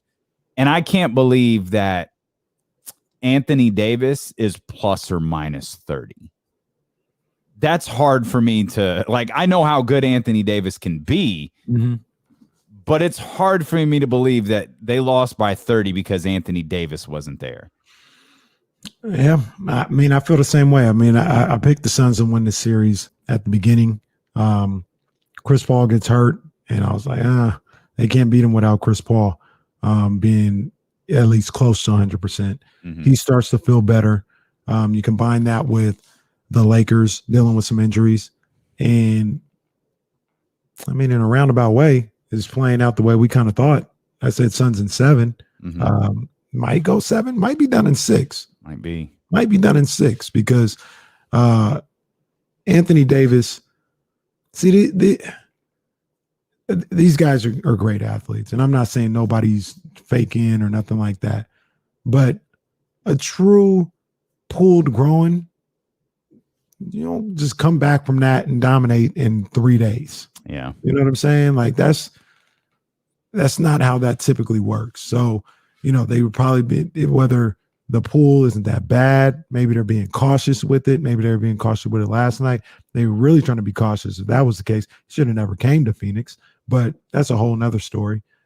But I can't see him being in a level where not only can they win game 6, but game 7 as well. Yeah.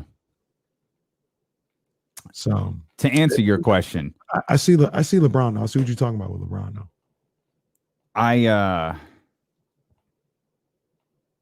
I think that this season has. We talked about it with Ramona Shelburne yesterday when she joined us. This whole season for the Lakers has felt disjointed. Mm-hmm. This series against Phoenix has been a microcosm of the entire season. It is completely disjointed. It had one game where they look like, whoo, they're back. That's the Laker team right there. Was that game 3? Oh, they're back. Yep. Oh, there they are. Not so fast, Lee Corso. This season is this series is a microcosm of their entire season, and I don't think they're gonna. I don't think they're gonna be able to pull out 2 straight wins against Phoenix. So to answer your original question, yeah, I think they're done, and I'm curious if we see if the Lakers lose and LeBron James shoots the ball 30 times, 28 times, gets to the foul line, 16, 17, 18 times. Okay. I think we'll see like LeBron 9 of 16. 8 of 16, something like that, where he's like, I don't know if he feels things slipping away. I don't know if he tries to keep things within a certain point differential. Right. He tries to keep the game within reach before he takes over, and then the game got out of control, and so he never had to take over. Went back to the locker room with 5 minutes left. I felt like last night was going to be the near 30 field goal attempt night. Mm-hmm. It wasn't. Now, how stupid do I look saying, oh, well, he didn't do it last night, but we're going to see it tomorrow? I don't think we're seeing it. LeBron might be 1, 2, 3 Cancun. Hey, man. I just got the report from Yahoo that he's telling Anthony Davis, don't rush it. Hey, man, no, take your time. I got reservations. I once again, I'm not trying to come off Skip Bayless, first take-ish at all either, but I do feel that if LeBron doesn't believe that he can get it done, he'll bow out. Like, he'll bow out. Mm-hmm. And last night, there was vibes of him not believing that they can get this done. Yeah. And he literally checked out of the arena. And by the way, 5 minutes left. Oh, he did. By the way, he was the only Laker worth a damn last night. Mm-hmm. Like but we needed, like, he had a very 24, 5, and 7. It's a fine line. Mm-hmm. That's not what they needed. They needed like 40, 14. You know what I mean? And 8 or 9 assists. Of course, to get 8 or 9 assists, you would have to have someone make a couple of baskets. He managed to get 7. I think from the looks of it, he accounted for every single basket the Lakers had last night. That's only a slight exaggeration. And then you had Charles Barkley, who, well, Anthony Davis. I told you the Lakers can't win this series. Forget about the championship. They can't win this series without street clothes. I'm not even.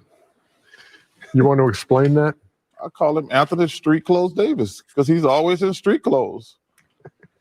You ain't got to explain it, Chuck. The funny part about that is that's so obviously a line that Charles Barkley has said off television that he brought on to television to say, and that's why everybody reacted the way that he did.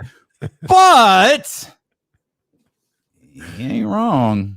Did you have a problem with Charles saying that? No. Yeah. I mean, it's not like it's not a personal attack. He can't stay healthy. Right. I mean, that was a concern. That was a legit concern when you were talking about Anthony Davis and LeBron James getting together and this whole acquisition. That was a legit concern from the beginning, is how many games is Anthony Davis going to give you on a season-to-season basis? What you hope is, and this was the case last year, you don't have to worry about, like, you'll somehow get lucky and get through the playoffs without injuries. Because if you get through the playoffs without injuries, you'd be in really good shape. You're talking about getting through, at the most 28. I mean, just in the most extreme situation, you're talking about 28 games that are going to be spread out just a little bit differently than they are during the regular season. Mm-hmm. I mean, you kind of try your luck there, but it worked last year. It ain't working this year. Nothing this season has worked for the Lakers this year. And even with last year, I know we've had this conversation plenty of times. I'm not here to diminish it or whatever, but that it wasn't a season straight through into the playoffs, right?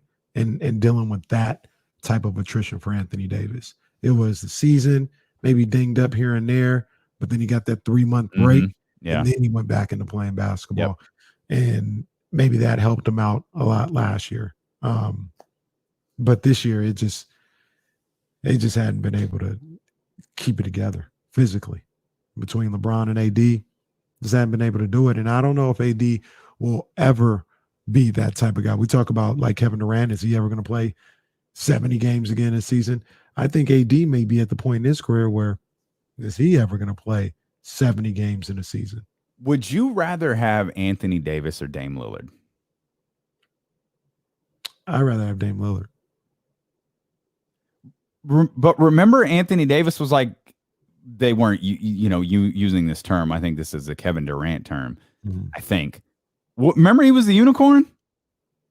Yeah, he was the do-all. Like, he grew 7 feet. He was a point guard, and then he had this massive growth spurt where he like doubled in size, and he's this big man with tremendous handles, and he can shoot, and he can do all of these different things, and he's going to be like unlike anything that we've ever seen in the league. Has he lived up to that billing? Like, I know that he's good. Right. I'm not questioning whether Anthony Davis is good or not, but man, the bar was set really, really high for him.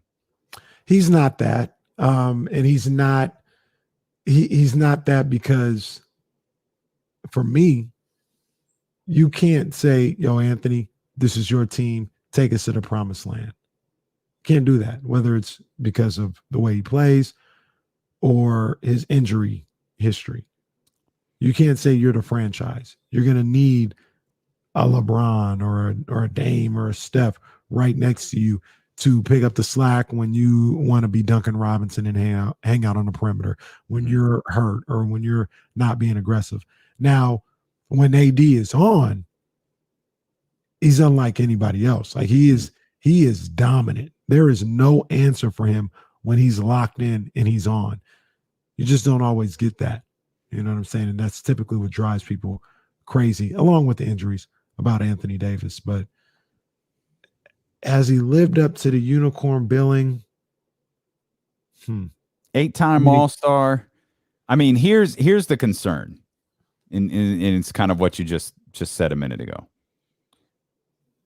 64 games, 67, 68, 61, 75, 75.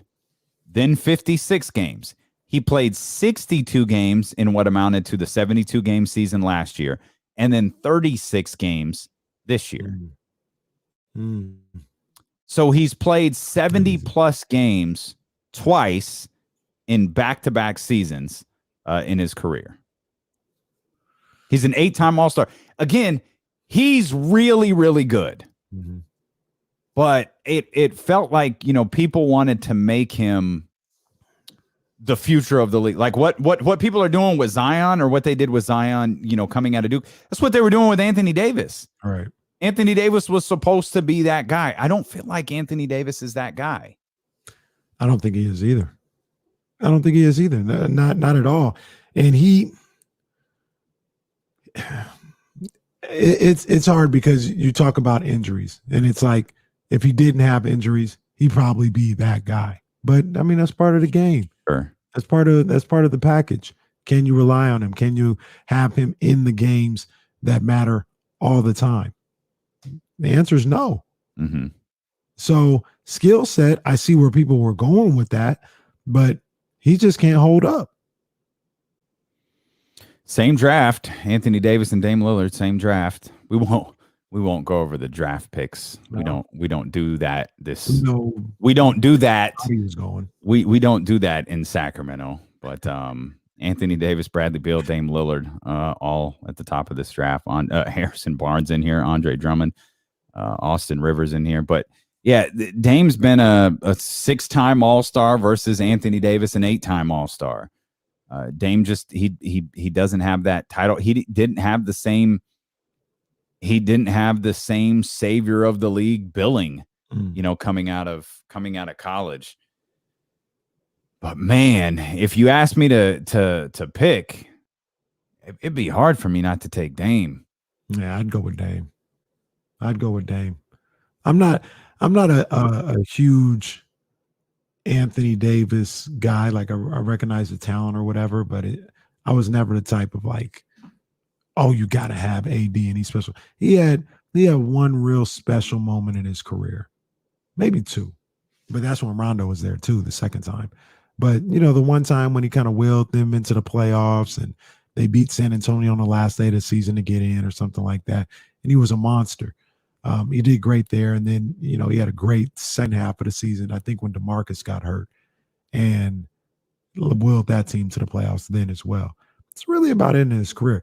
And he was great last year in the bubble. I take that back. In the playoffs, he was really good. But that was it. You can't go every year and be like, oh yeah, AD is dominant MVP candidate. You can't do that with his career.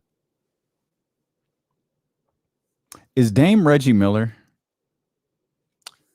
Like Reggie got to the playoffs, but never had like the ultimate success. Reggie was always he was considered a clutch player. I think, was it yesterday? Was the anniversary of the 25 points in the fourth quarter at the Garden and the choke sign to Spike Lee? I think the anniversary for that was yesterday. Uncalled for, but yes. No, it's right on point. Hell, you could argue that birthed Spike Lee as we know it. Like that's where Spike Lee became the mascot of the New York Knicks. But I look at Dame and go, is Dame ever going to experience that I call it the ultimate success. That's probably not the fair way of phrasing it, but the championship success. He's going to have these moments. Like everybody remembers Reggie Miller at the Garden. Everybody's going to remember Dame in Oklahoma City. I think the moment last night, unfortunately, will be maybe I think it'll be forgotten. I mean, you look at some of the great performances and losses. I mean, like Jordan's 63 against Boston. It's like a footnote that they lost. Chicago lost that game. Yeah. You know what I mean? Like there's Ray Allen once had 61 against Chicago. They lost that game. Like there are moments that you can find, and outside of Jordan's 63, there's probably not too many that you remember. Like in terms of, I think LeBron had a really like massive outing against the Warriors in one of those series. In that game one, he had 40-some points. Was that the JR game? That was the anniversary of that game, like yesterday or the day before yesterday. Today's an anniversary too, but we'll let you search that out on social media. But people don't remember the wins or the losses. So people will remember Dame waving. They'll remember like Reggie in the choke sign. But ultimately, you have like a couple of cool moments where like Reggie's great. Reggie's absolutely great. One of the greatest shooters the league has ever known. Dame Lillard is going to be one of the greatest shooters ever known. But there's going to be a separation between Dame and a guy like Steph Curry, who I think he can most easily be compared to. Russell Westbrook, he's going to have his own thing carved out for him with triple doubles, but he's not going to be mentioned with Steph. Steph is going to be by himself because of the titles, and the rest of the guys will be lumped into different categories. Dame's going to be a great shooter who had some incredible moments. To me, that's exactly what Reggie Miller was. See, I think he's a little bit more than Reggie Miller because Reggie was never thought of or compared to Michael Jordan at that time. And Dame Lillard is, I think, rightfully and justifiably so compared to Steph Curry. And you got people that believe that he's better than Steph Curry. But Steph isn't LeBron. Like like Michael Jordan is Michael Jordan. Like Michael Jordan in this situation, I feel like Michael Jordan is LeBron, not Steph. Right. Well, no one compares Dame to LeBron. See, I was thinking more so of I was thinking Dame and Steph and how, like I said, Steph is more accomplished. I've said this numerous times. He's more accomplished than Dame. But you can be like, Dame might be just as good, if not a better ball player. You can make the argument. I'm looking at Steph as being Michael Jordan, Dame being Reggie Miller. Reggie, very good, very well respected. He was never looked at as good as Michael Jordan. Never. I get what you're doing. I just don't feel like Steph should be Michael Jordan in this situation. I feel like LeBron is Michael Jordan in this situation because they're all playing together, and no one is saying Dame is as good as LeBron or better than LeBron. But part of that is also position to position. You know what I'm saying? Okay. That's kind of where you get Michael Jordan from. But I mean, nobody said. Was Reggie the best shooter of his time? Yeah, probably so. Yeah. But Reggie was never on the same level. He certainly had the record long enough to be that. He was never on the same level of any of those guys, though, in my opinion. Of any of those guys of that era, whether you talk about like Patrick, Charles, King Olajuwon, Charles Barkley's, like he was always a tier below. Mm-hmm. Is Dame a tier below?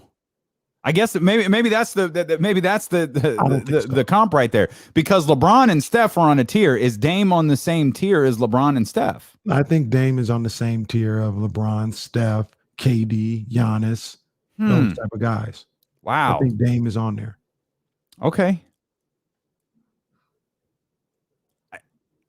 I'm just embracing the silence.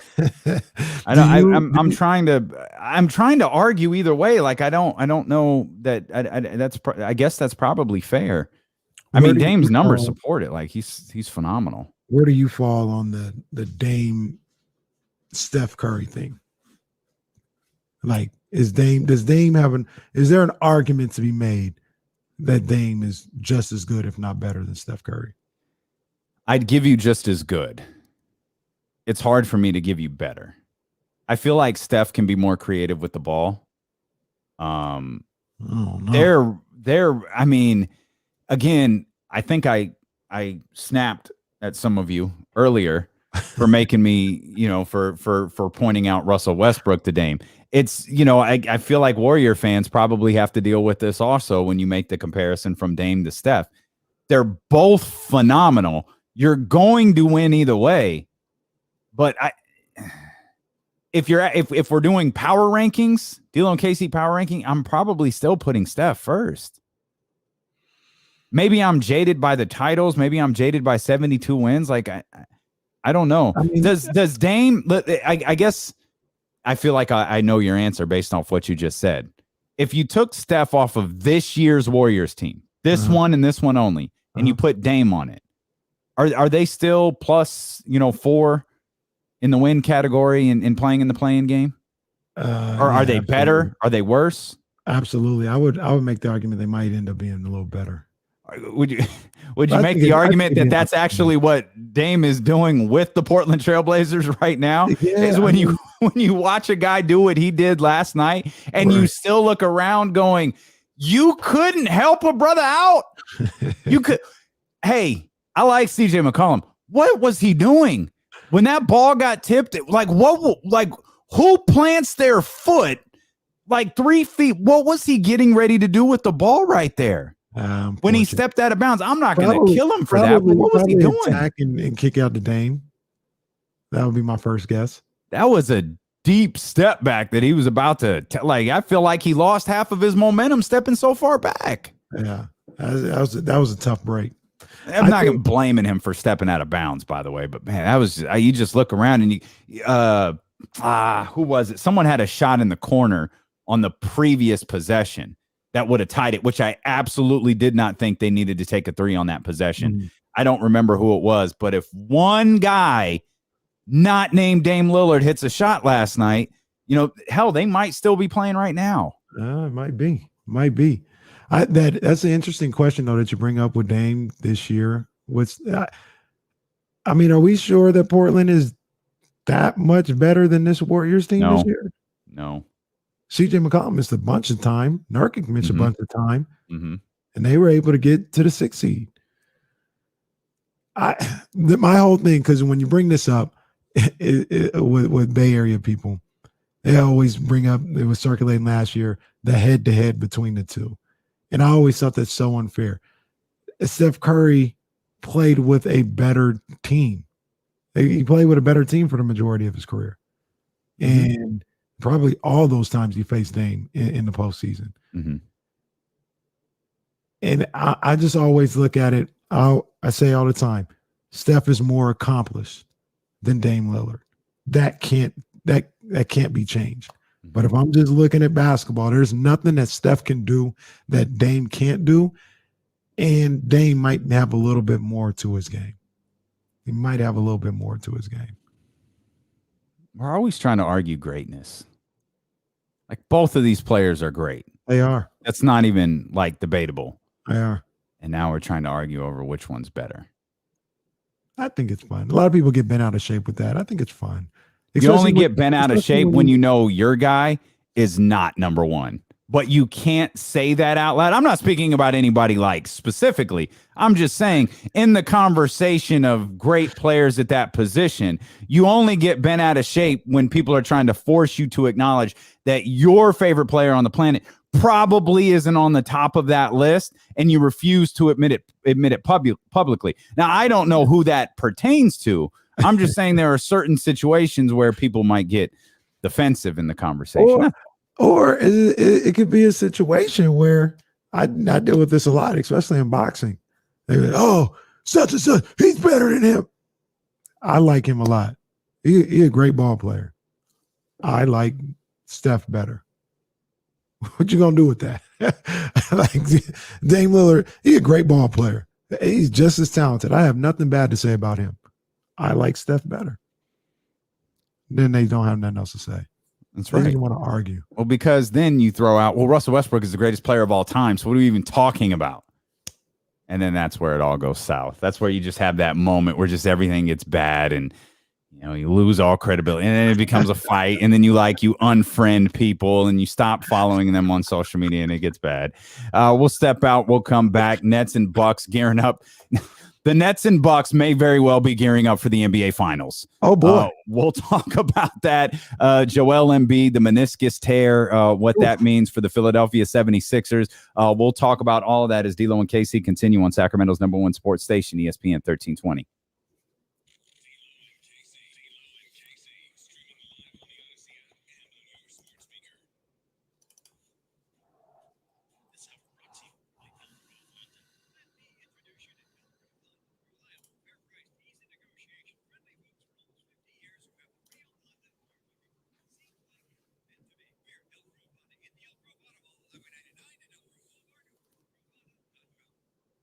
Kenny Caraway here, and as you guys can see, I like to argue about lists and who's greater and who's best and all this other stuff. But it's all in fun. It's all in good time. Most of the time when I'm talking about these people, they're all great, and I have a great time having these arguments, talking about these discussions when I'm sitting back with a little McQueen and a Violet Fog gin in my hand. Typically, that's with a little juice, a little gin and juice the way I like it. Because see, the smooth delivery and the distinct citrus flavor, it cools and refreshes me every single time, man. See, with McQueen and the Violet Fog gin, you can literally taste the quality in every bottle. This Brazilian gin is produced in limited batches of less than 55 cases per distillation. So that tells me they don't make much, but what they do make is damn good. If you want to try it yourself, you can order online at drizzly.com, or you can grab a bottle next time you're out of the store. And if the store doesn't have it, let me know. Let Damien know. We'll talk to our guy, Ben. Shout out to Black Bottles 916 over at the Sovereign Brands. We'll get that re-up, and you can have your own bottle of McQueen and the Violet Fog gin. When you do it, show us how much you enjoy McQueen and the Violet Fog gin by tagging your post at D'Lo and KC and at McQueen Violet Fog. It's time to put the entire valley onto the best gin in the world today. After 500 years, it's time for a new gin. It's time for McQueen and the Violet Fog gin. KIFM reminds you, be responsible. Don't drink and drive.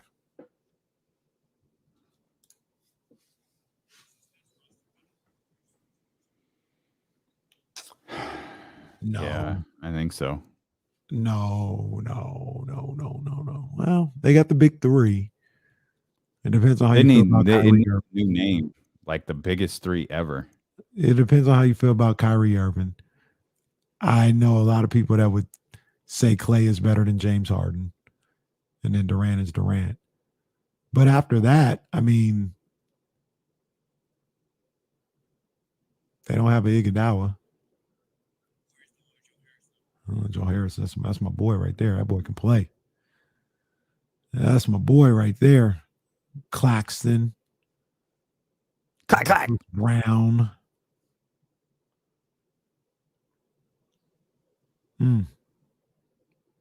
Oh, I got to show you this. This team was a beast.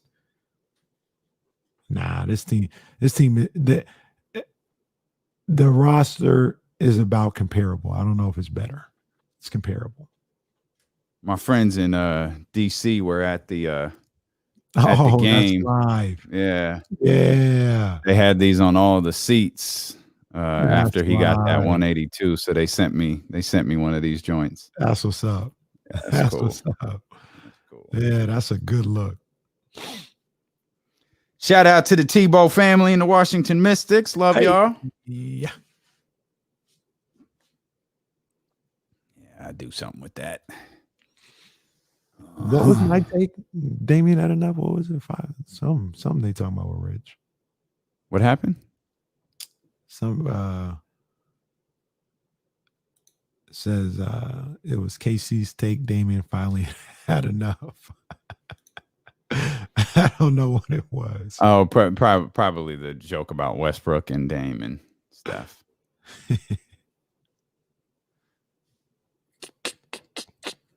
Nah, I ain't cutting the sleeves off that shirt. That's like an XL. I can't even wear it. I'll hang it in the office somewhere. Nah, I ain't gonna ruin that nice shirt they gave me. Y'all get them jokes in, because I was so damn hot yesterday. I might be sleeveless the rest of the summer. It was. I was sweating by 4 o'clock yesterday. And then we had that Be Heard meeting. I'm like, oh my God, man, I'm gonna die.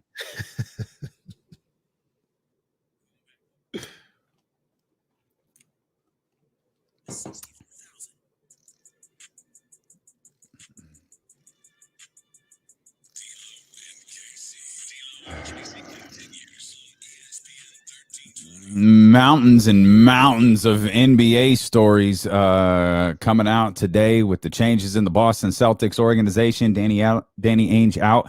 It's the president of basketball operations. Brad Stevens in, and they're, I guess, KC, they're the first team this offseason to look for a head coach.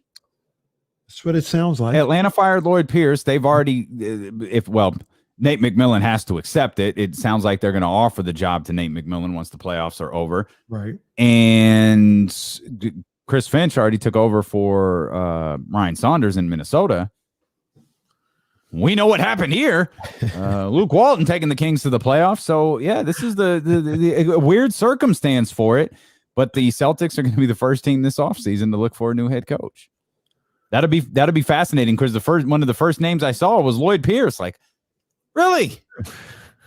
Hey, we encourage. Hey, I was about to say, you know how we roll. I'm gonna let that one just ride, because I'm not gonna say don't hire him. Nope, we're not gonna say don't hire him. Not our job. But we'll see how that shakes out. We'll see what Boston winds up doing. And of course, you've got the news, Dame Lillard's incredible performance last night. Coach K stepping away at Duke following this basketball season. John Shire named the head coach already, head coach in waiting. He's the associate coach now for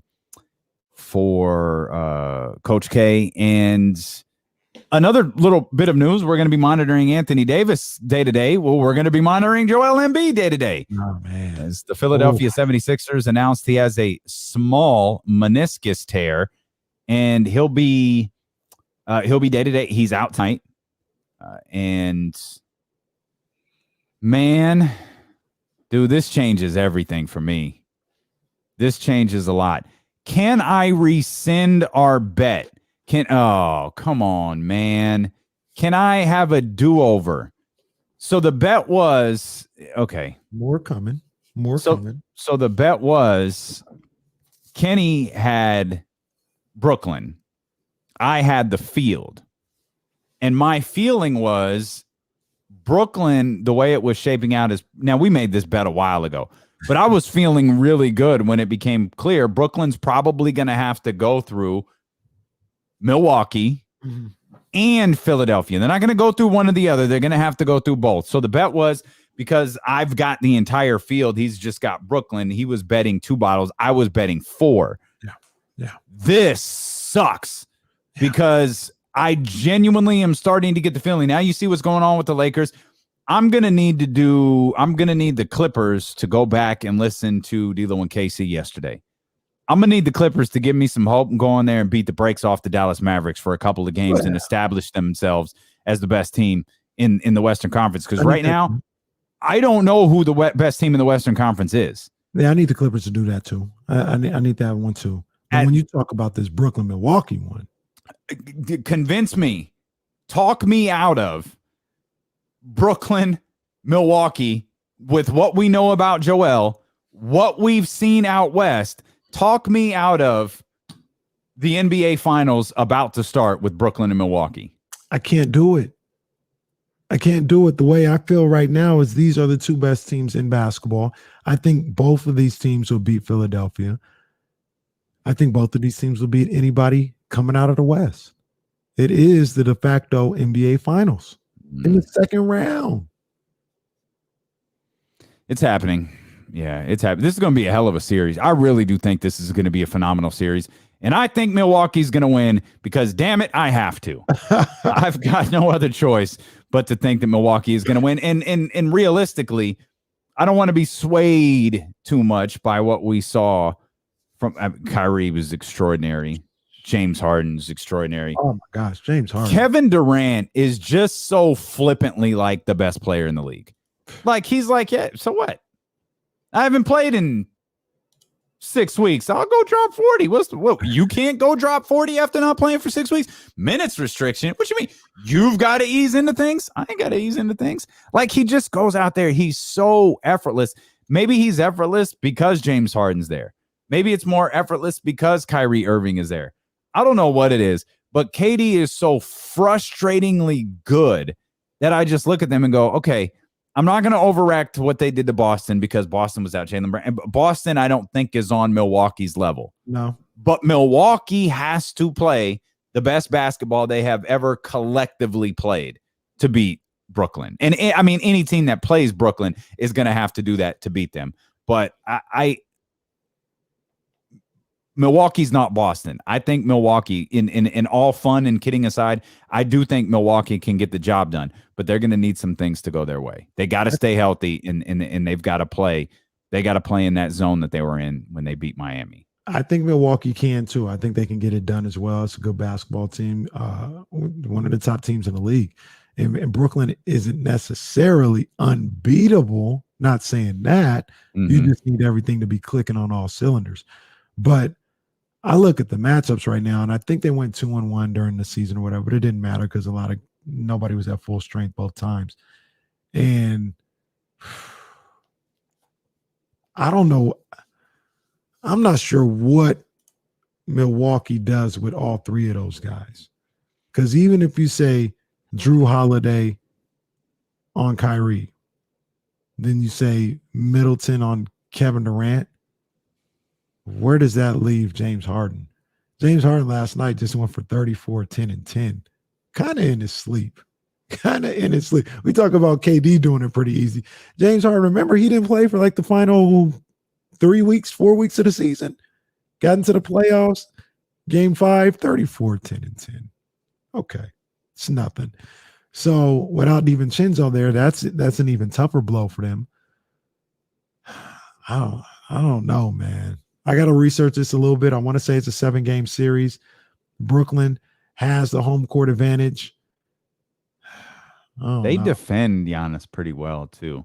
Not necessarily Brooklyn, but they as in Brooklyn's defenders. Mm-hmm. DeAndre Jordan's probably going to be on Giannis a little bit.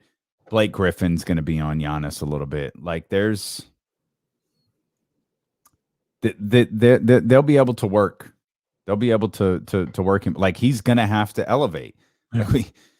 Damn it. If De'Aaron's got to take steps every year, Giannis needs to take steps. And I know Giannis has won a couple of MVPs. He's going to have to take another step. He's going to have to, rise above a team. He's going to have to. We were talking. Jesse asked a question during a break about, is this Nets super team better than the Warriors super team? And I feel like, one, it's probably unfair to call the Golden State Warriors a super team. I guess the one with Kevin Durant you can. Mm-hmm. But you need a different name for this. Like this Brooklyn thing, you need a different name for. Super team doesn't work. It needs to be like the super duper team. What was the Warriors thing? The death lineup? Yeah. Is that what this is? The death team. This is the team that just doesn't make any damn sense. When you have James Harden, who is, I wouldn't argue it. Some people would. Low basketball IQ casuals would say James Harden was the best player in the league. Kevin Durant, you can argue he's not, but then he steps on the floor and you go, maybe he is. Kyrie, probably the most undervalued player in the league, who is like legitimately great. They're all on the same freaking team. And like, again, super team DeAndre is not washed.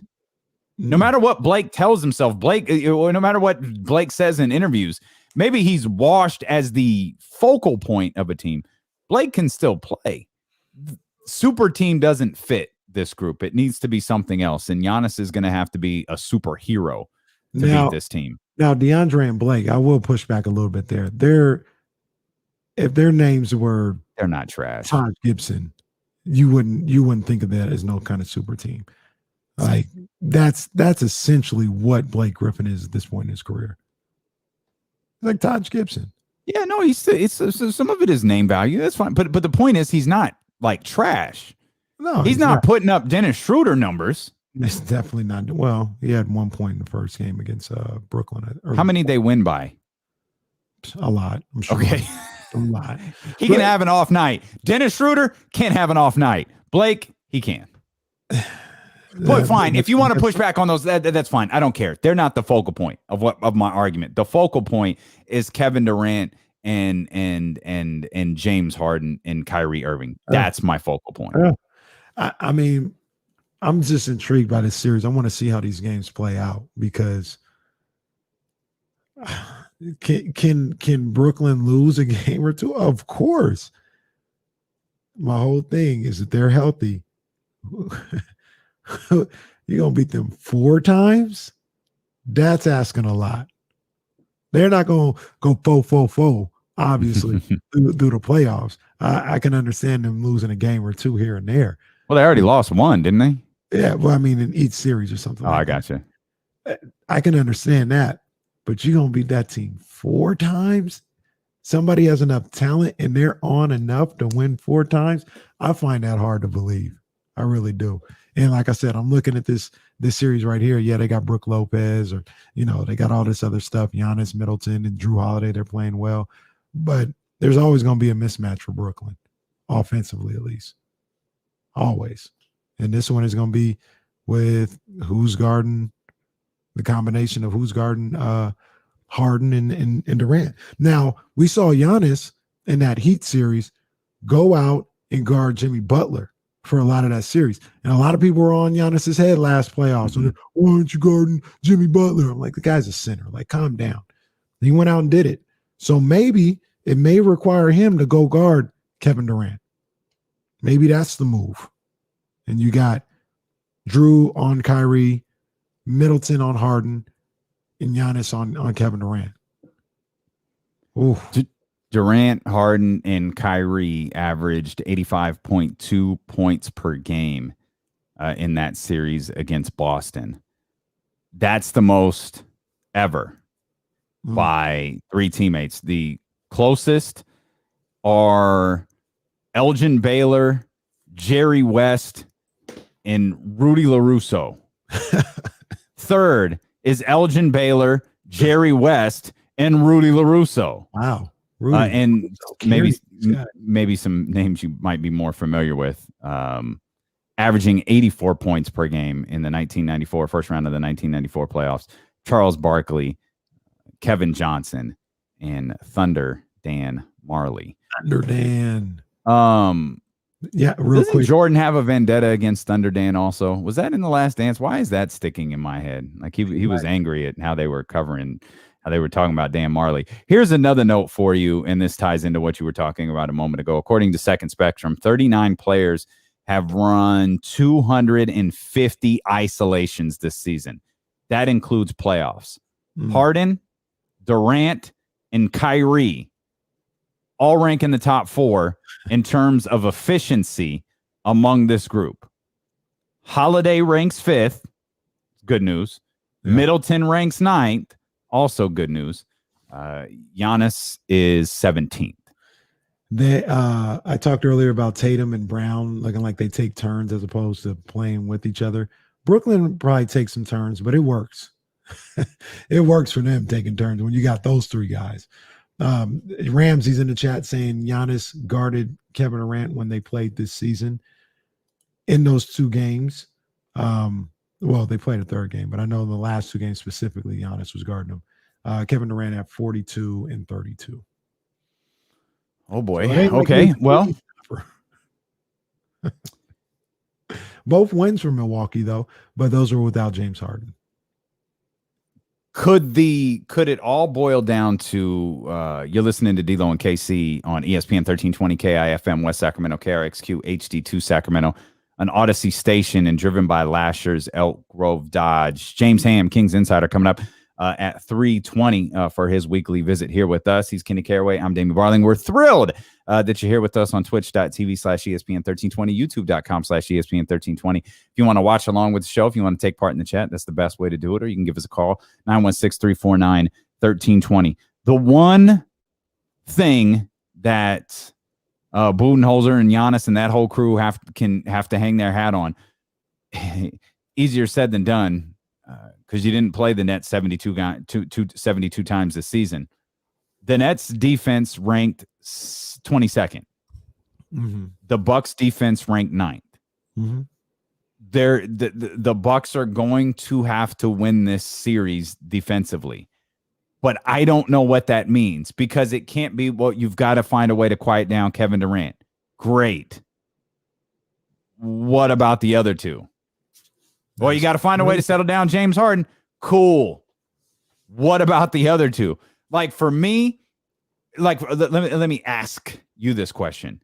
Who's your focal point? Like, if you're Coach Bud and you're stepping in there and you're trying to lay out the game plan to beat the super team, who is your focal point? Like, at all costs, we're starting here, and then it's going to be, we're worried about Harden. We're worried about Kyrie. We're worried about KD, but everything starts here. What player does it start with for you? This is an impossible task.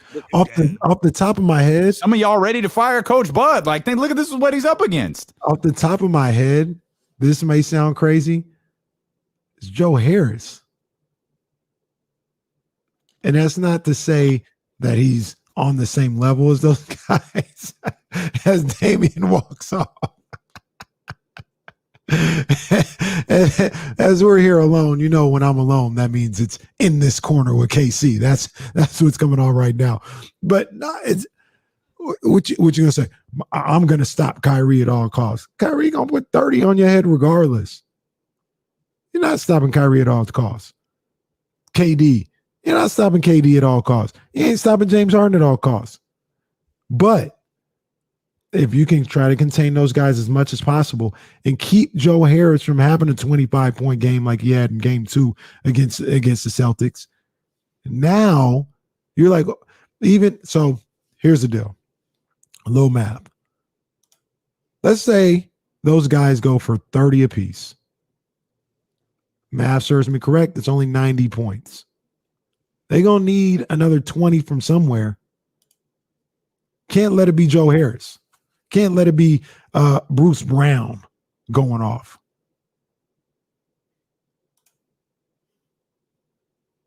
I got nothing. The others can't go off.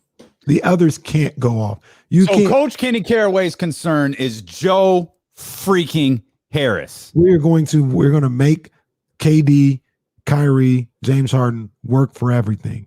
But if Joe Harris is averaging 15 points a game in this series, we're done. If Claxton is averaging 12 for the series, we're done. Okay. What? So look, what you gonna say? Hey man, we're gonna go into this series. We are going to make sure Kyrie doesn't get off. Okay. Yeah. Good luck with that. We're going to make sure Kevin Durant doesn't get off. That's our focus. And just to be clear, Kevin Durant drops 30 on you. That sounds ridiculous to you. That sounds ridiculous to you, but saying we've got to contain Joe Harris doesn't? No. We've got to put the lockdown on Joe Harris? No, Who else did you just name? It makes perfect sense. It makes perfect sense. So your argument is those three are going to average 30. How many points did KD have the other night? 42. And you said how many extra points do they need? 25? You're telling me KD, James Harden, Kyrie on a given night aren't capable of dropping 50 Absolutely. And making up those 25 and getting 5 points from cast member number 1, cast member number 2, and cast member number 3? Absolutely, they're capable of it. That's what makes the situation so hard. Well, one thing that's for sure is these teams are going to score points. The combined points, the combined score for these two teams during the regular season, 238.7 points per game on multiple occasions. If you're a BetQL user, if you're a gambler, all 3 Bucks Nets games this season featured over-unders in the 240s. The overs went 1 and 2, by the way, in that conversation. The highest postseason over-under in the last 30 seasons is 237 by the Clippers and Mavericks last year. So there are going to be points scored.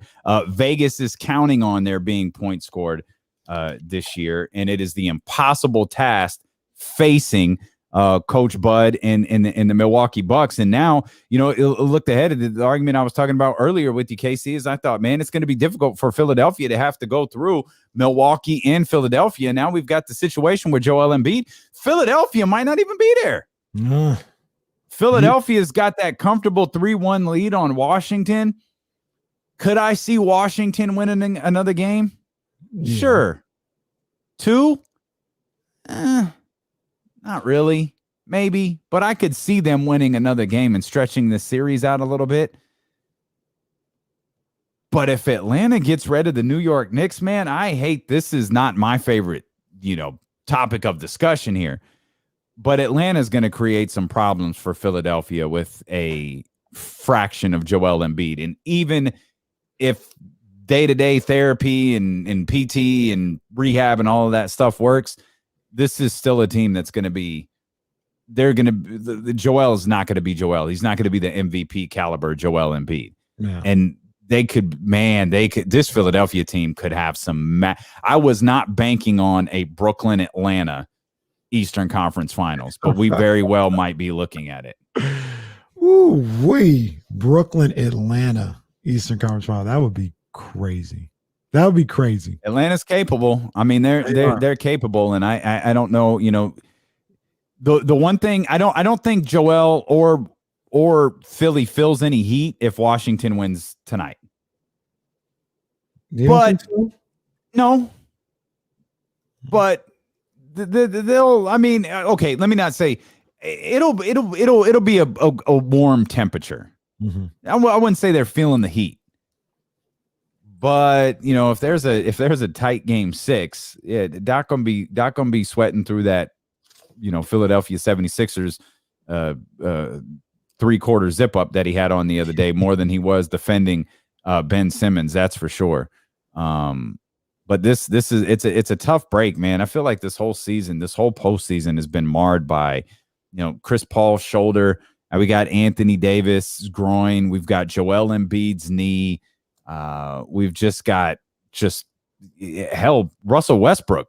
He had he rolled his ankle a couple of times earlier in the playoffs. So it's just like frustration it's injury after injury. It's it's tough, man. It's tough. And for Philadelphia, it's really, really tough because this is a team that you've got to be at minimum, you've got to be in the conference finals. Yeah. I mean, this is what you brought Doc in for. This is what you didn't trade Ben Simmons for when you had the opportunity. Can you imagine if it was Simmons and James Harden in these playoffs? I mean, it would be completely different. Completely different. Real quick, I want to would be. I want to give you something. I could see you. I saw you working on something there. So what do you got? Game 2, Nets Celtics. The Celtics held the big 3 of Kyrie, KD, and James Harden to 61 points. Mm-hmm. They lost the 130 to 108. It included Joe Harris going for 25 in that game. Game 3, the Celtics won that game. Now, Jason Tatum had 50 points in that game. I mean, he was lights out in that game, 50 points for him. But they won that one 125-119. In that particular game, the big three of Harden, Kyrie, KD had 96 points. The rest, the others, had 23, and it included 8 for Joe Harris. You can't let Joe Harris get off. You can't let him get off because you have no shot. You have no chance if Joe Harris is cooking. You have a chance, a very slim one, but you have a chance if the others are just going off by themselves. You can't let the others cook. Even in that game 2 game, I didn't even have time to warm it up. They only had 61 in that game. They scored like 130. The big three only had 61 in that game.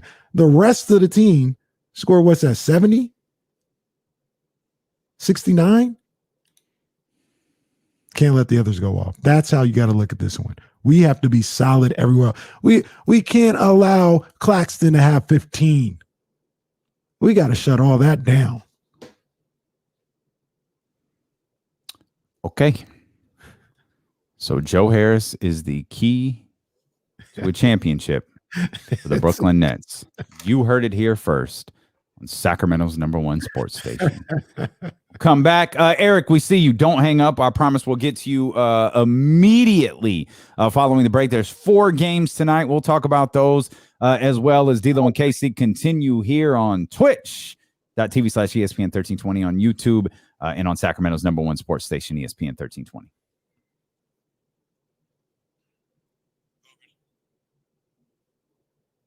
Need a minute? Yeah, let me slide out real quick. Oh. Eric, I don't know if you're watching, Eric. We'll get you right after this. There it is. NBA Finals MVP, Joe Harris. JoJo. Y'all ain't ready for conference finals bogey. Yeah, no doubt. He going to go for 14. Oh, and the Atlanta beat writers are going to go nuts when he hits that 3. That's completely inconsequential. But he celebrates as if he just won the game. Bogdanovich with a massive 3-pointer. Hawks down by 7 with 10 minutes left in the second quarter. Facts, Warren. Ramsey, we got you. Ramsey always want to talk about dumb stuff. Nobody gives a damn about Marcus Stroman, an idiotic announcer. Well, I got you. Yeah. Yeah, I saw it. Why are we still surprised by this? Well, you know I'm right, John. And let me be fair. What's he averaging, like 15? My bad. Those fools out there act like he's averaging 20. I can't. That same 15, 2 years into his contract when Atlanta's not as good, or maybe they've got a couple of injuries and they need Bubba to step up and he doesn't. Oh, it's going to be a lot less cute. But 14 on this team that's being carried by other individuals? Go ahead, beat writers. Go off. It's a good idea. It's a good idea. What I missed, Jay? I didn't see. What I missed? What's Stephen A do? Let me rephrase that. What's Stephen A do now? I didn't see anything. I didn't watch this morning at all. It's very, very rare that I don't see anything from them.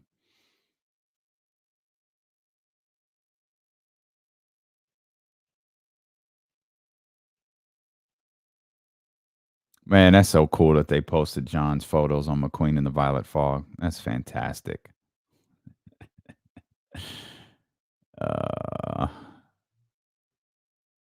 Yeah, I got the memes out there. Spectacular. You know, Dame, there is 2 school of thoughts to something like that, though. And I don't know which one is right or not. Because sometimes you will go in and you'd be like, I can't let the others beat me. And do that. And then another train of thought would be, Well, if Joe Harris averages 30 this series, I'm gonna just tip my hat. Mm-hmm. But I'm gonna leave him open, and I'm gonna make sure KD and all these other guys don't hit. I think your line of thinking is 100% accurate. I just don't think it. I think that works when you have, like, for example, like Clay and Steph, the non-KD Warriors, Clay and Steph. If you've got a Chris Middleton and a Giannis, you've got to figure out a way to do it. Right. You can't let Draymond have 20. Right. You can't let Andre Iguodala. You know, like, I get that. Man, when you start throwing in 3 guys here and you've got weapons like a Joe, it's like, it's too much. It's like, come on, man. Like, what are we even doing? That third guy is the killer. Because, like I said, I've said it here before. I'd be like, well, Draymond, if I'm playing against the Warriors, he's just going to have to score 30.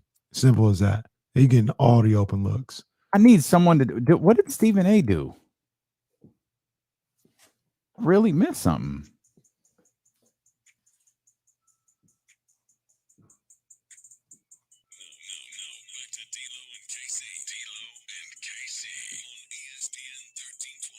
It's wild, man. We've spent some time talking about Coach K. We've spent some time talking about Danny Ainge and Brad Stevens, and I probably had a full-on argument regarding Brad Stevens, and we've tried to fix the Kings. We've tried to fix the Celtics. We're arguing about Joe Harris. We really haven't touched on the biggest story in the entire news cycle today. The WWE released Braun Strowman today. Get these hands no longer. How did this happen? I don't think there's anything to do with Braun. I think there's nothing to do. You've done it all with him if you're WWE. Y'all really let Braun walk. Like, I thought I thought Braun was like a legit main eventer. I guess not. They released a bunch of people today. Aleister Black. There's some names fans will know, but Braun Strowman definitely the one that was the most like, whoa, all right. And the shot clock just went off, so we're going to move on from wrestling before I get a call. You know that stuff kills ratings. Everybody hates when you do that. You two guys, I don't know whose voice that is, because that's definitely not what Danny San Francisco sounds like. Going on damn it, pal. Stop talking about wrestling. Use that shot clock in your head and move on. Literally. Sounds nothing like that. And it's, what's awesome about this too. I have a meeting with him at 4:00. So if he just happened to pop on the Twitch channel here, just spectacular that we threw that out there. But I know a lot of wrestling fans were stunned by that. A couple of other quick hits. Did you see Ben Roethlisberger? I should have pulled this audio up. Did you hear dude say it was his idea to take a pay cut? Come on, man.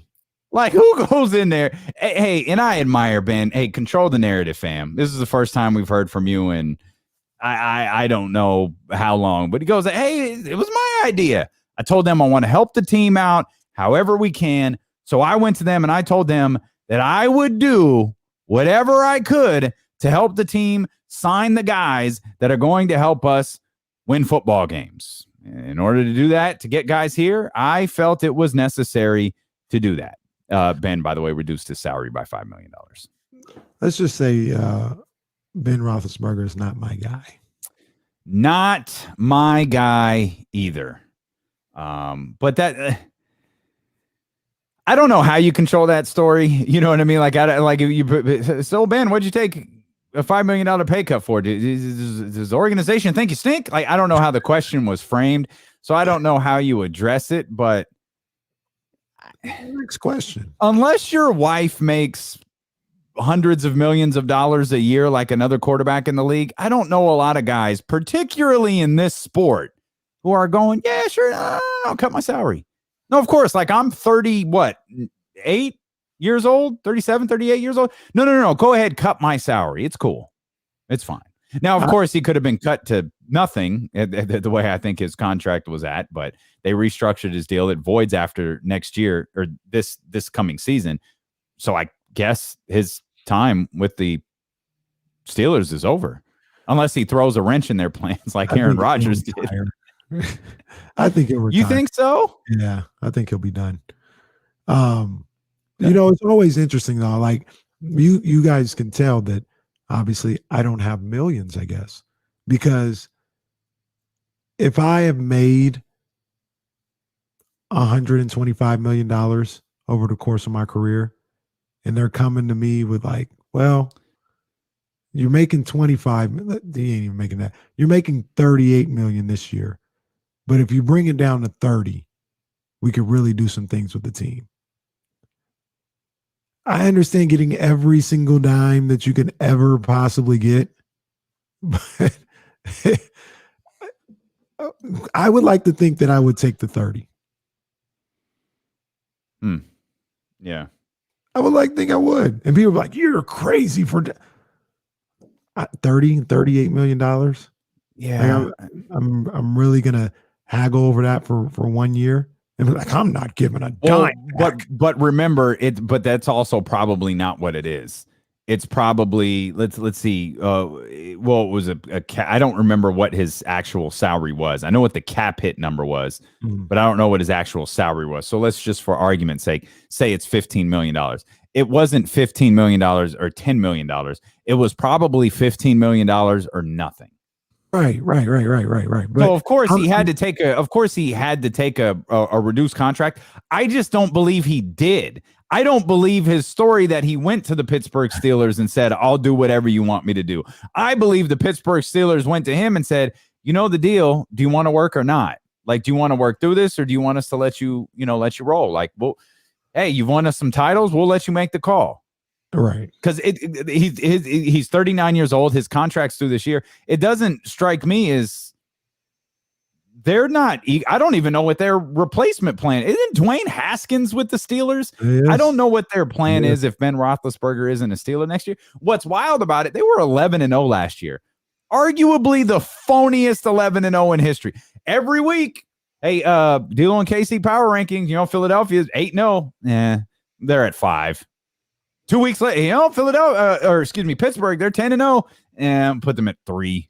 I don't think we ever recognized, like, everybody was just waiting for it to fall apart with the Pittsburgh Steelers. And eventually it went the way we thought it would. And who the hell is Pittsburgh signed? Can y'all help me out? Who is Pittsburgh like gone after and like, the Steelers. Watch it. Like, are the Steelers better than the Ravens today? No. Or the Browns? No. Browns I've got some questions about. But are they better than the Ravens? No, I don't think so. Okay. Ben Roethlisberger, over his career, if I'm looking at this correctly, and I know remember it's football NFL money. Contracts are crazy, but what isn't crazy is the guaranteed, right? Mm-hmm. Guaranteed is what it is. He made 5.8 guaranteed in his first contract. Okay. 33 million guaranteed in the second contract. 31 guaranteed the next contract. Mm-hmm. And this one that, had all the fake money, looks like 37.5 is guaranteed. So he's made well over $100 million in his career. Guaranteed. Okay. Send some of that to the send some of that to the agent. Mm-hmm. Send a massive amount of roughly 45 to 50% to the IRS. Mm-hmm. I'm not saying he's in the poorhouse, at $60 million or $70 million. Right. But like, let's keep it all into context. And he's a football player. Like, he's 40 years old. What's he going to do with the rest of his life? Besides eat, like, because he looks like he just keeps, he just looks like, how John Kruk said, I'm not an athlete, I'm a baseball player. Yeah.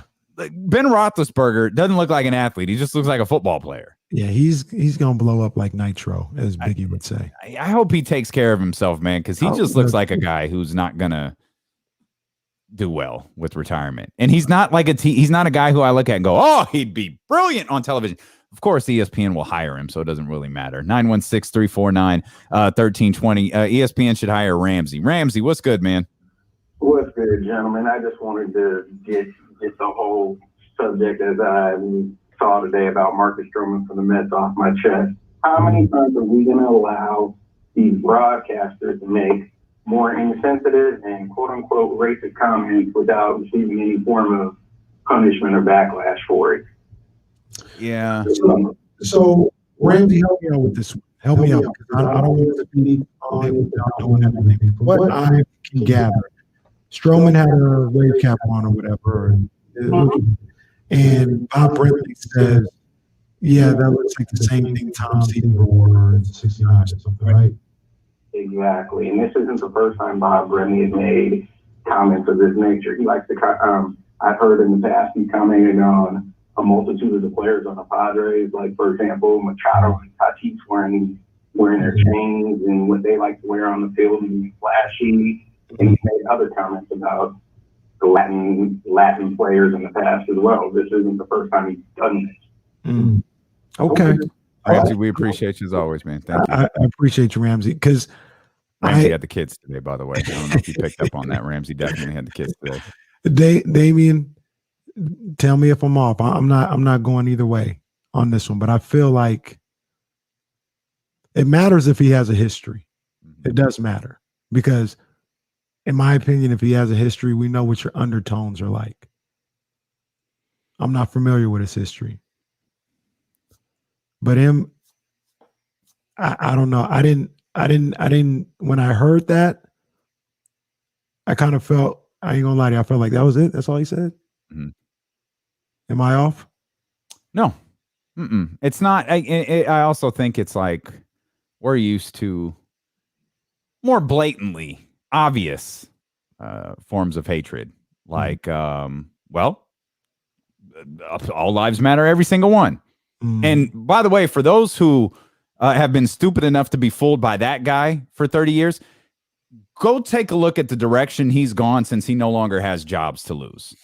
And then tell me that we've been wrong about this dude. Go talk to the newspaper reporters who were writing, oh, this is a learning experience for all of us. I'm still waiting for the Sacramento Bee column to come out for Marcos Bertone about, whoops, my bad. He made a jackass out of me. Right. It's not Tom. What was it? What's the dude's name? Tom Brenneman? Yeah. Right. Who just like he thought his mic was off and he just had like some horrible things to say about the LGBTQ community. Right. Yep. Like, oh, we're used to that. Right. Now I think he said it, I think the line he used, that's the same do-rag. Like, what'd you say? Tom Seaver wore? All right.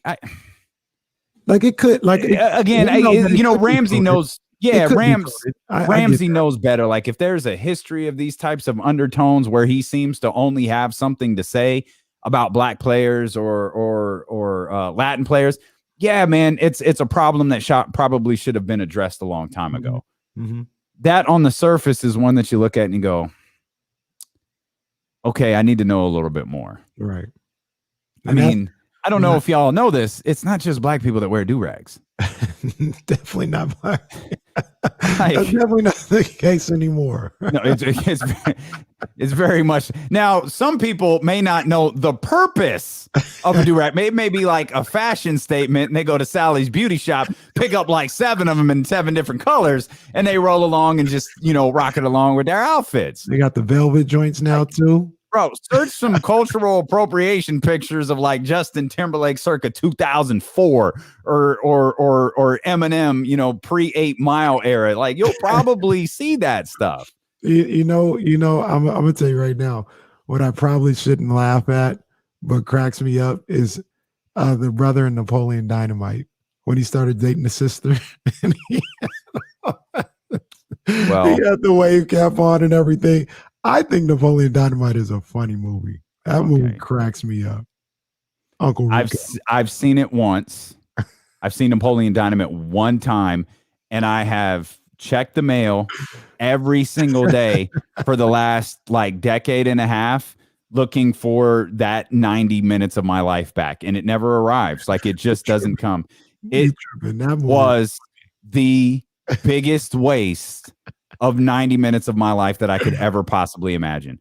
It was one of the few movies that I turned off, walked away from, and literally said, I hate myself for sitting down and watching this crap. You know what's funny to me is when people impersonate scenes from when they reenact, oh my tots, and they reenact scenes from Napoleon Dynamite. Your tots.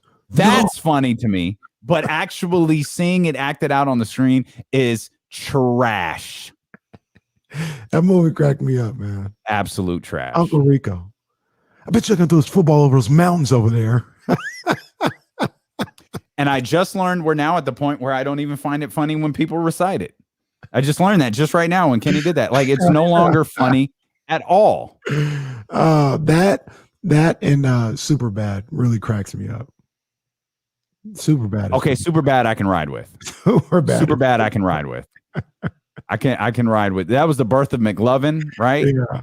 Superbad I can ride with. I didn't really like those movies or whatever, but Superbad was pretty funny. Like, I didn't like Pineapple Express and all that other. Like, it was whatever. But Superbad was, that one cracks me up. Good movie. Get us back on track, D'Lo. Get us back on track. How do we get from Strowman? Because Ramsey called him about Strowman. Oh, you were talking about the do-rag and Napoleon Dynamite. Got it. So, but no, in that particular situation, like I said, I heard it and I thought there was going to be more.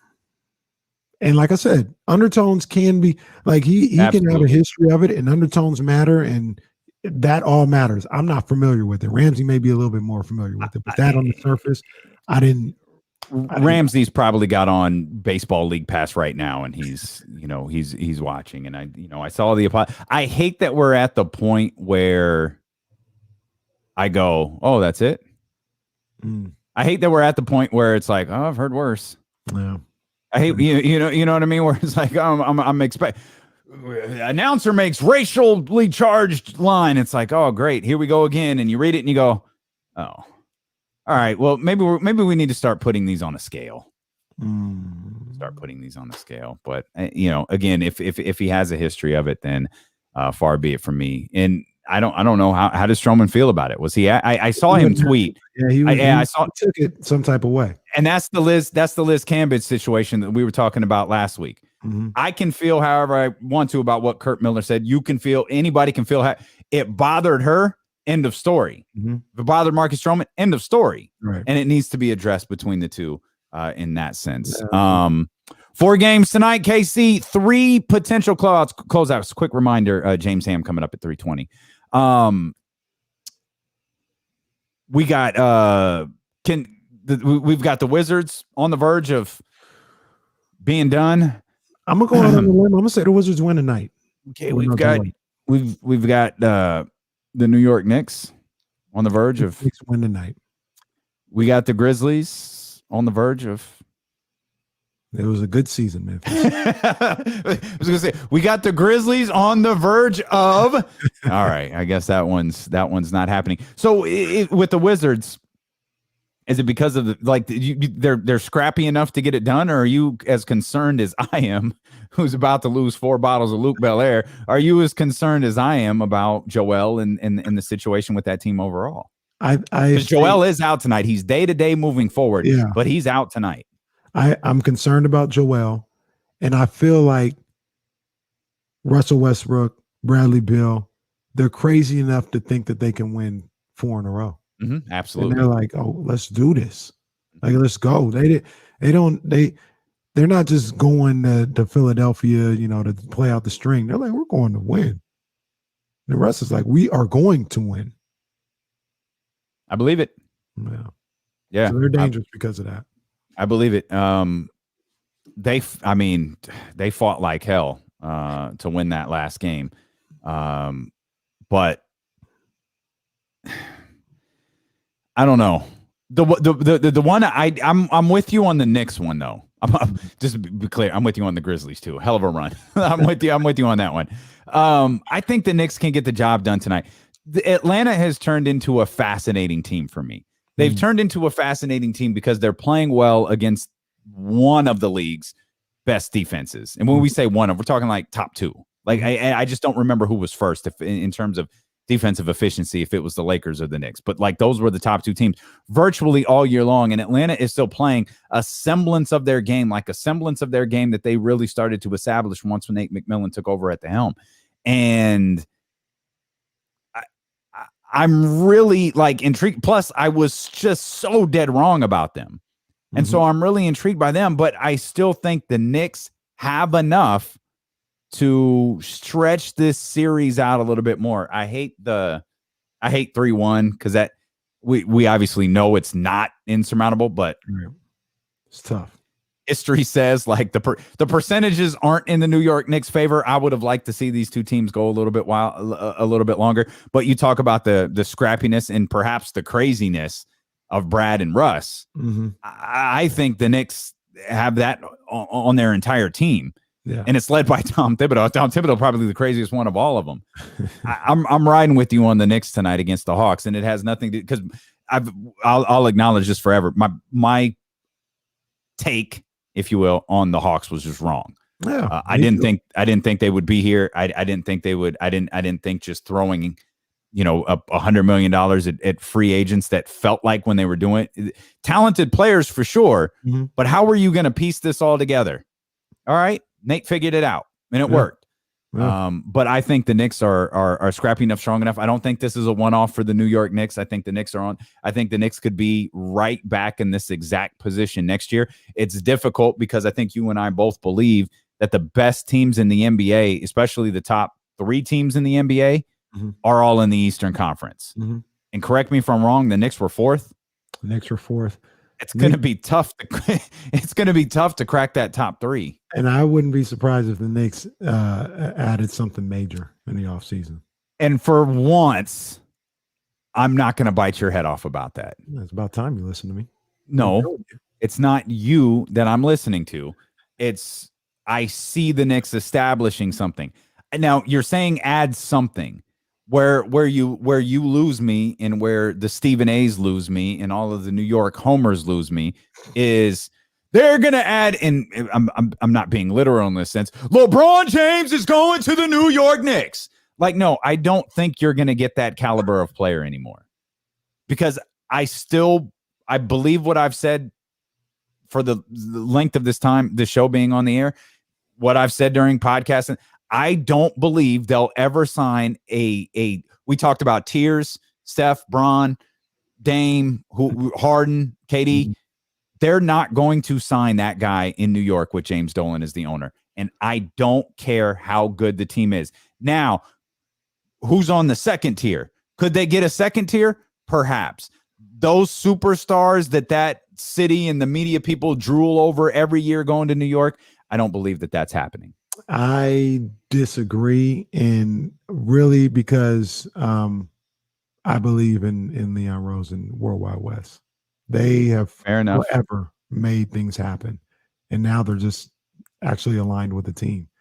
So feel like Dolan might, and this is a hard season to judge because of the pandemic and all. Dolan kind of in the background. Mm-hmm. Okay, and now look. Again, it's hard to tell because of you don't have cameras shooting him at games anymore. It's hard to tell, but I don't feel like I've had to hear much about James Dolan this year. Moving forward, it'll be interesting to see what happens because I could see the Knicks turning this around. I could see them getting a big name at some point, maybe not this year, but at some point, getting a big name and tier one name.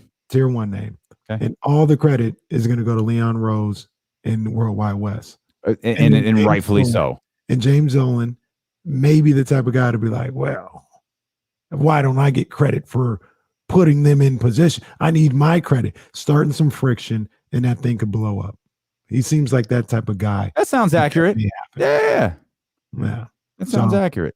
That's always rearing its head around the corner.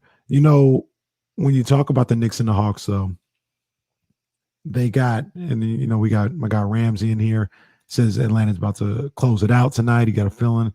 My man JT said it's over, man. Ice Tray is on a mission. I always reference back to Kenny Smith and what he said I believe in this situation. When you're down and you're the team with home court advantage, you play a little bit of a mind trick. You say, you know what? We ain't losing at home. We got game 5. We're not down 3-1. We just need to find a way to win one game and win that one game on the road because we ain't losing game 5. In game 7 at the crib, I'll take my chances.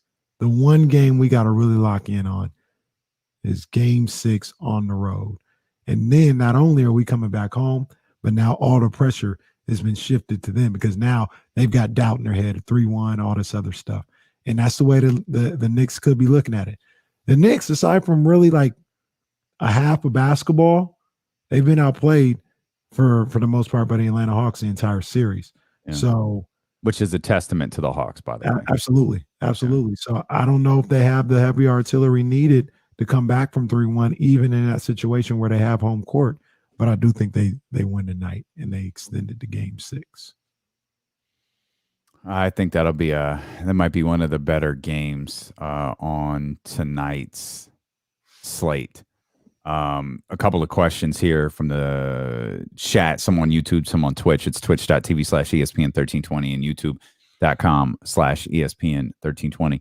Pluto out here asked, does Utah have a chance at all? I assume you're talking in the NBA Finals as opposed to the game tonight. Yeah, they've got a great chance tonight. In the finals, they got a chance. I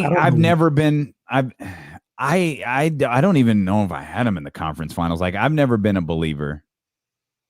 I just didn't believe in their regular season. Mm-hmm. I don't know why. The talent's there. The coaching's there.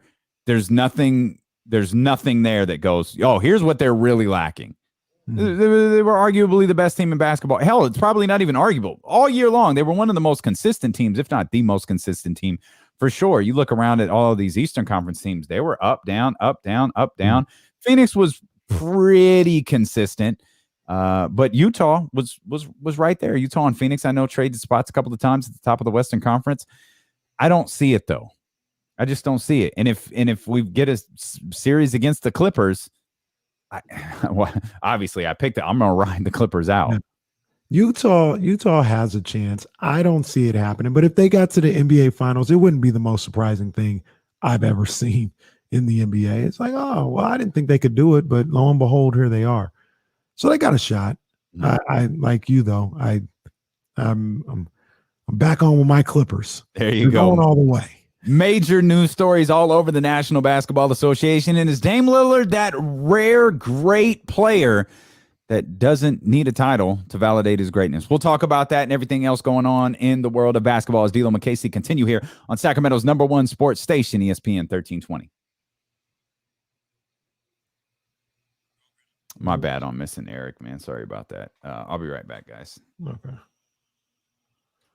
Let me see what y'all talking about here. Talking about Jimmy Ward. What the hell is going on with Jimmy Ward?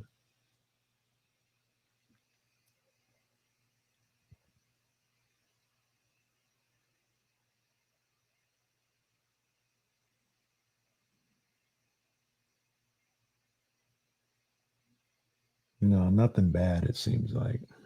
He's just talking that talk. I ain't got no problem with that. I kind of like Jimmy Ward. I liked the way. Now it kind of sucked because they were getting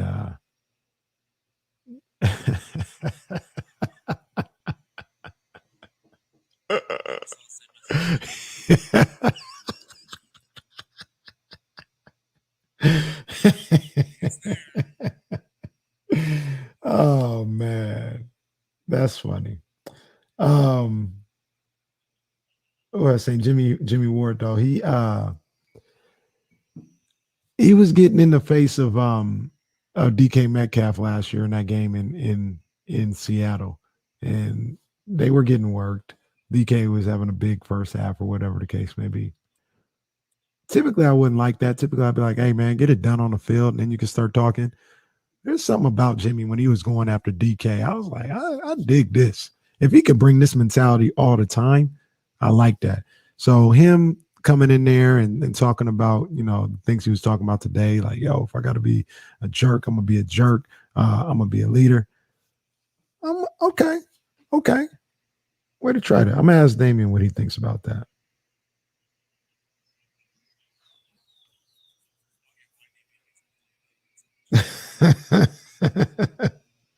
That movie is funny. I ain't seen it in a while. That movie is funny though. It's so stupid though. And I typically don't like those little stupid movies, but that was funny.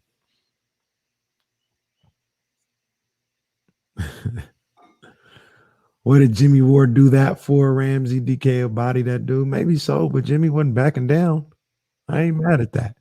Not mad at it.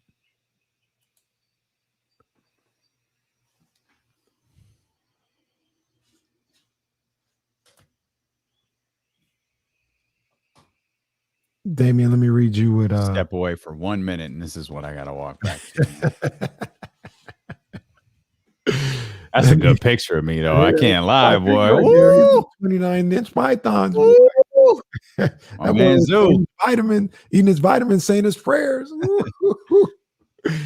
Let me read you what Jimmy Ward just said. So Jimmy Ward says, quote, if I got to be an asshole, I'll be an asshole. If I got to be a big brother, I'll be a big brother. If I got to be a coach, I'll be a coach. I feel like Sherm taught me a lot. At the end of the day, I lead by example. Somebody said Jimmy Ward went off in his press conference. I wouldn't classify that as being going off, but I was talking about how Jimmy Ward was going at DK Metcalf last year in the game against Seattle, that Seattle was going to work on him, but Jimmy was like, got into it with DK. I was like, I kind of like that. Yeah. He was getting worked, but he wasn't backing down from dude. I like Jimmy Ward for that. What's Andre Drummond tweeting about? Oh my gosh. He wrote, LOL, remember kids, control what you can control. And my Twitter just refreshed and I lost the rest of it. Are we sure we don't want Andre Drummond in Sacramento? I'm not sure. Oh, no.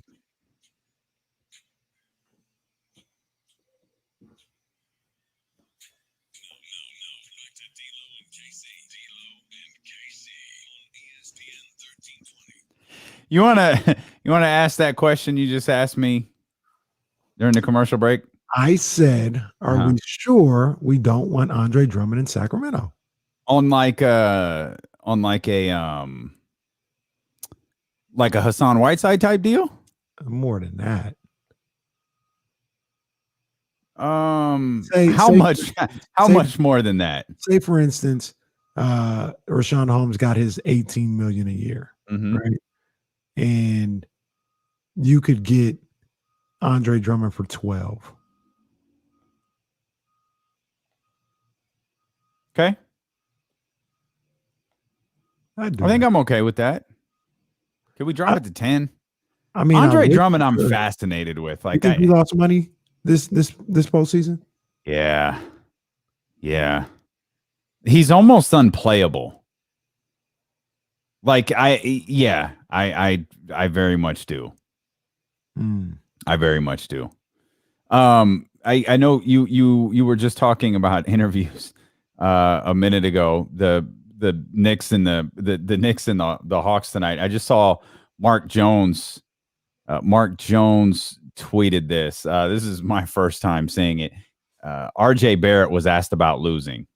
If you guys can't get out of this first round or can't get this series to tomorrow, how do you view the season overall? Why you gotta be so negative? I didn't think about that. We went in tonight. I'm not thinking about that. Come on, bro. There's more. Steve Popper. Stupid ass question. That's what I was waiting for. That's what I mean, he's not wrong. That's a question. That's perfectly okay to ask that question, by the way. Yeah. After they lose. Who you ask that question tonight for, man? This dude's trying to get ready for a game, man. This dude's trying to get ready to keep his season alive. And you're going, well, what if you lose today? How do you view the season, man? I'm not getting introspective on the season. What are you doing? Right. Then I have no problem with that. See, so here's the thing. Like we talk about Naomi and all this other stuff. And maybe people just don't want to be mean or perceived as being mean. But you ask a question like that, I have no problem with a response like that. 100%. No problem. But there are people who would like have a problem. And I guess that's where like somebody like Naomi is coming from, where you can't say what's on your mind like RJ Barrett just did. Else you're bringing up a whole another list of problems that you may have. So you can't get in these press conferences and really have real talk with them. It's these cookie cutter. You got to tiptoe around things. And that may be why people don't want to do that. I would love it a whole lot more if they said what was on their mind, positive or negative.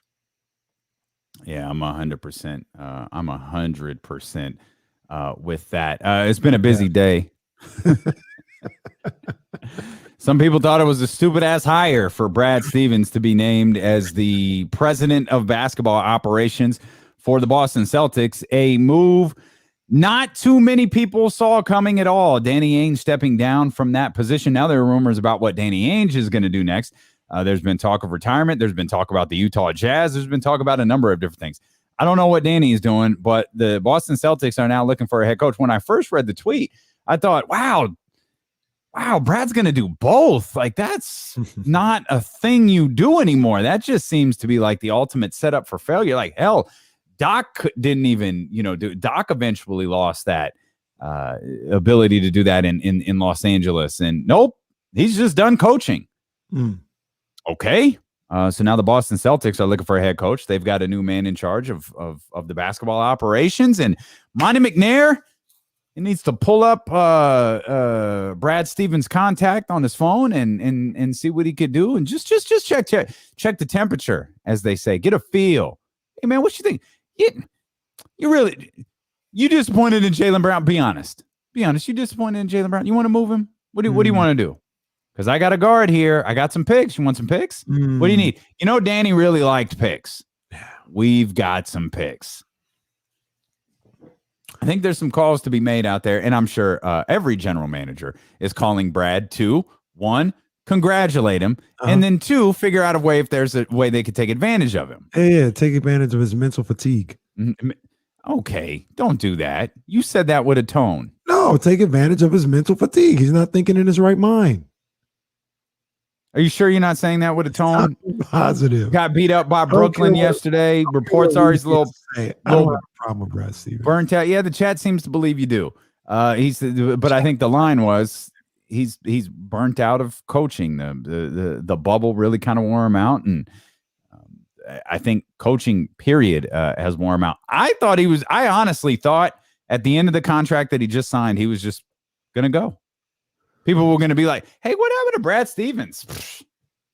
He's gone. He's hanging out with Rick Adelman somewhere. They just don't get seen from very often until 1320 calls them, and then they appear everywhere. But after that, other than that, he just disappears. He doesn't come out very often. That's what I thought Brad Stevens was going to do. Now he's going to run the Boston Celtics. Okay. Yeah. We'll see what happens. Like I said, though, take advantage of him. Maybe he's not thinking in his right mind. That's a good coaching job or a great coaching job? It's a good coaching job. Okay. It's a good coaching job because you got Jason Tatum. You got Jason Tatum. And you got Jaylon Brown right now. As much as we're trying to finagle him out of there, he's still there. You got those two. That's a good job. I'm so fascinated by this. I'm looking at Rich. Rich just hit us on Twitch. Brad Stevens got the federal government treatment. When you're not successful at your current job, get promoted to get them out of their current position. In what world is Brad Stevens not successful? Yeah, we can't go there. Dude, and Rich is echoing the way a lot of people feel. I just don't get it. Said a lot today. I just don't get how you look at Brad Stevens and go, he's not successful. Like I said, you telling me Brad Stevens and Luke Walton are in the same categories here? Absolutely not. Brad Stevens is a really good coach. I'm explaining it. I started out the show explaining it to you.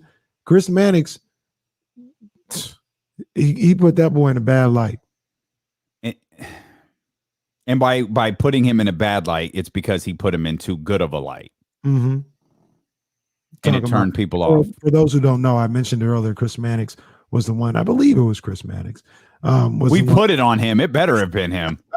It sounds like something Chris Mannix would do, but we have put this all on his shoulders. He made a statement, allegedly, a couple of years ago, saying that if everybody in the NBA was up for like a draft, executives and players included, he thinks Brad Stevens would go number 1 ahead of everybody for a team with the first pick.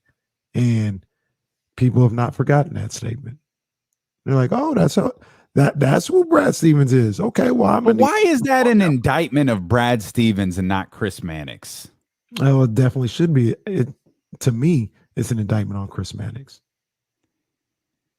not Brad Stevens.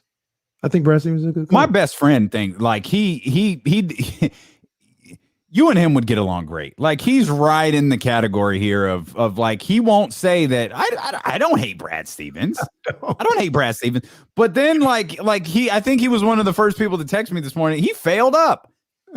How did he fail? I don't get how Brad Stevens failed. And now I understand the comp of looking at guys like Mike Brown, looking at guys like Dwayne Casey, looking at guys who have been fired after very, very successful seasons. I mean,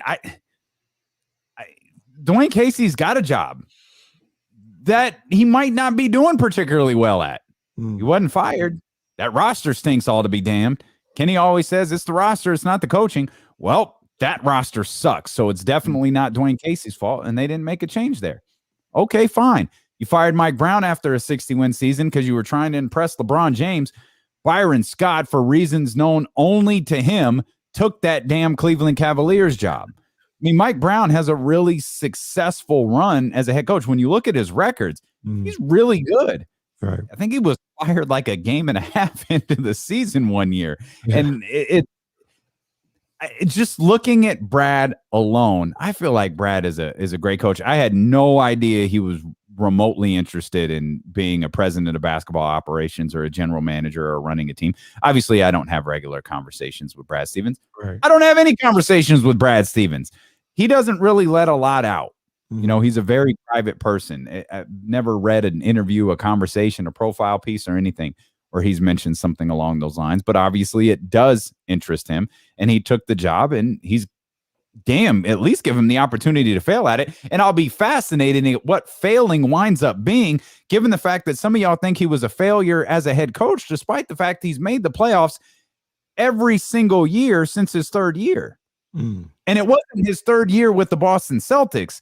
It was his third year in the NBA. Yeah. He won 25 games his first year. He won 40 games his second year, and then 48, and then off to the playoffs that he went. I'm not saying he's Greg Popovich or Eric Spoelstra or the greatest coach that ever lives, but I do think he's a damn good coach, and I don't think he's ever done anything that's warranted being fired from Boston, which many people believe he does or has. There's just the perception out there of people, Chris Mannix and a lot of other people, that speak about basketball. And it was Chris Mannix, by the way, is Jesse found the tweet. You are the GM of an expansion team. I promise I can speak English. You are the GM of an expansion team. You have your choice of any NBA player or Brad Stevens. Come on, man. Who do you choose? That was sent on May 5th, 2018. And to be honest with you, I'm not even sure Chris Mannix answered that question. But the fact that he posed it rubbed a lot of people the wrong way. Why would you even pose that question? Stupid. That is really fascinating to read. You are the general manager of an expansion team. I remember this tweet now that I actually see it. I remember this. You have your choice of any NBA player or Brad Stevens. Who do you choose? This was 2000. This was LeBron 3 years ago. Was that the year LeBron took the makeshift team to the 2018? Was that the last 2020, 2019? Was that the last Cleveland one? I think so, yeah. I think so. Was that the JR year? I think it might have been. Yeah, it might have been. It was a JR year, I think. It was a JR year. AD wants to play in Game 6. Good luck. Shocker. Lakers star is eager to play Thursday versus the Suns, but still waiting to be medically cleared. Frank Vogel, hopeful he will return. I would hope so, because if you lose, it's over. I'd really hope he'd be eager to play. You're listening to ESPN 1320 KIFM West Sacramento, KRXQ, HD2 Sacramento, and Odyssey Station, and driven by Lashers, Elk Grove Dodge. That's Kenny Caraway. I'm Damian Barling. We are thrilled that you were here with us on this very, very busy day in the world of the National Basketball Association. It's just the NBA, but basketball in general. Coach K announced that this will be his final season as the head coach at Duke University. as well as Brad Stevens, as we're talking about here, taking over the role that Danny Ainge had as the vice president, or as the president, of basketball operations. Danny Ainge out voluntarily. All of this stuff was voluntary, by the way. Mm-hmm. Danny walked away. That had kind of been rumored about for, I don't know, like 5 years now. He finally actually did it. Right. Brad Stevens decided he loved the opportunity to run the Celtics and stepped away from his job at coaching. And now the Celtics are looking for a head coach. D'Lo and KC are looking for Jaylon Brown, preferably Jaylon Brown and Marcus Smart. We would take one of them. We would like Jaylon Brown more. If you really want to get crazy, just throw Tatum this way as well. Let's reinvent the Sacramento Kings completely. Yeah.